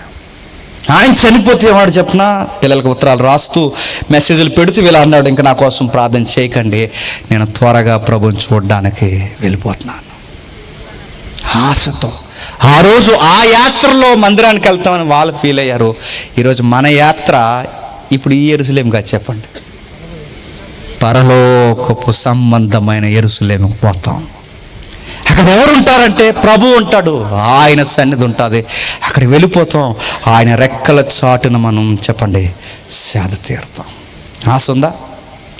ఆశ మీకు ఎవరికైనా ఆకాంక్ష మీ హృదయంలో ఉందా? ఉండాలి, ఉండాలి, ఉండాలి. పరలోకానికి వెళ్ళాలన్న ఆశ నీకుందో లేదో చెకింగ్ కూడా చెప్పనా, ముగించేస్తున్నాను. వీడికి పరలోకం వెళ్ళాలని ఆశ ఉంది, ఈమెకి పరలోకం వెళ్ళాలని ఆశ ఉంది, ఇతనికి పరలోకం వెళ్ళాలని ఆశ ఉంది, ఈ కుర్రగాడికి పరలోకం వెళ్ళాలని ఆశ ఉంది, దేవుడితో ఉండాలని ఆశ వీళ్ళకు ఉంది అనడానికి చెకింగ్ పాయింట్ ఒకటి చెప్పనా. పరలోకానికి గుర్తుగా, పరలోకంలో జరగబోయే ఆ వాతావరణానికి గుర్తుగా సాదృశ్యమైన గుర్తు భూమి మీద ఒక దిక్కున జరుగుతుంది. అది ఎక్కడ చెప్పండి? చర్చ్. పరలోకానికి సాదృశ్యం ఏంటి చెప్పండి? చర్చ్. అంటే ఈ చర్చిలో ఎవరైతే ఎక్కువ ఉండాలని ఇష్టపడతాడో చెప్పండి, ఈ సాదృశ్యంలో ఉండాలని ఇష్టపడిన వాడే రేపు అసలైన దృశ్యంలో ఉంటాడు. నీకు ఇక్కడ ఉండాలని అనిపించడం లేదంటే రేపు నీకు పరలోకం వెళ్ళినా బోరు కొడుతుంది. అయ్యా గుర్తుపెట్టుకో, నీకు ఇక్కడే ఉండాలనిపించడం, నువ్వు అక్కడ ఉండలేదు కంటే ఇక్కడ గంట ఆరాధనలో ఉండకపోతే ఇంకెప్పుడు ఆరాధనే ఎక్కడ ఆయన సన్నిధిలో ఆరాధన ఉంటుంది, ఆయన సన్నిధిలో ఆయన అధికారం ఉంటుంది, ఆయన సన్నిధిలో ఎప్పుడు గాన ప్రతిగానాలు జరుగుతాయి. నువ్వు ఇక్కడే ఉండలేకపోతే రేపు అక్కడ ఉండగలవా? ఇక్కడే ఈ మాటలే ఓ గంట నువ్వు దేవుని కోసం వినబడకపోతే యుగాలు అక్కడ దేవుని కొరకే మాట్లాడతారు, దేవుని కొరకే పాటలు పాడతారు, దేవుని కొరకే ఆరాధన చేస్తారు. అక్కడ ఉండగలవా? పరలోకానికి ఎవరు వస్తారు చెప్పిన? చర్చికి ఎవరైతే ఆసక్తికి వచ్చి దేవా ఒక్క దినం గడిపితే 1000 దినాలు గడిపినంత ఆనందం ఉందని ఎవడైతే ఆనందిస్తాడో చెప్పండి, వాడు పరలోకంలో ఆనందిస్తాడు. ఓ పాట ఉంటుంది మన ఆంధ్ర క్రైస్తవ కీర్తనలో, అప్పటి భలే ఉంటుందండి, ప్రియ యేసురాజు అని. ఎంత బాగుంటుందండి ఆ పాట. ఆ పాటలో ఉన్న గోల్డెన్ వర్డ్స్ ఏంటో తెలుసా?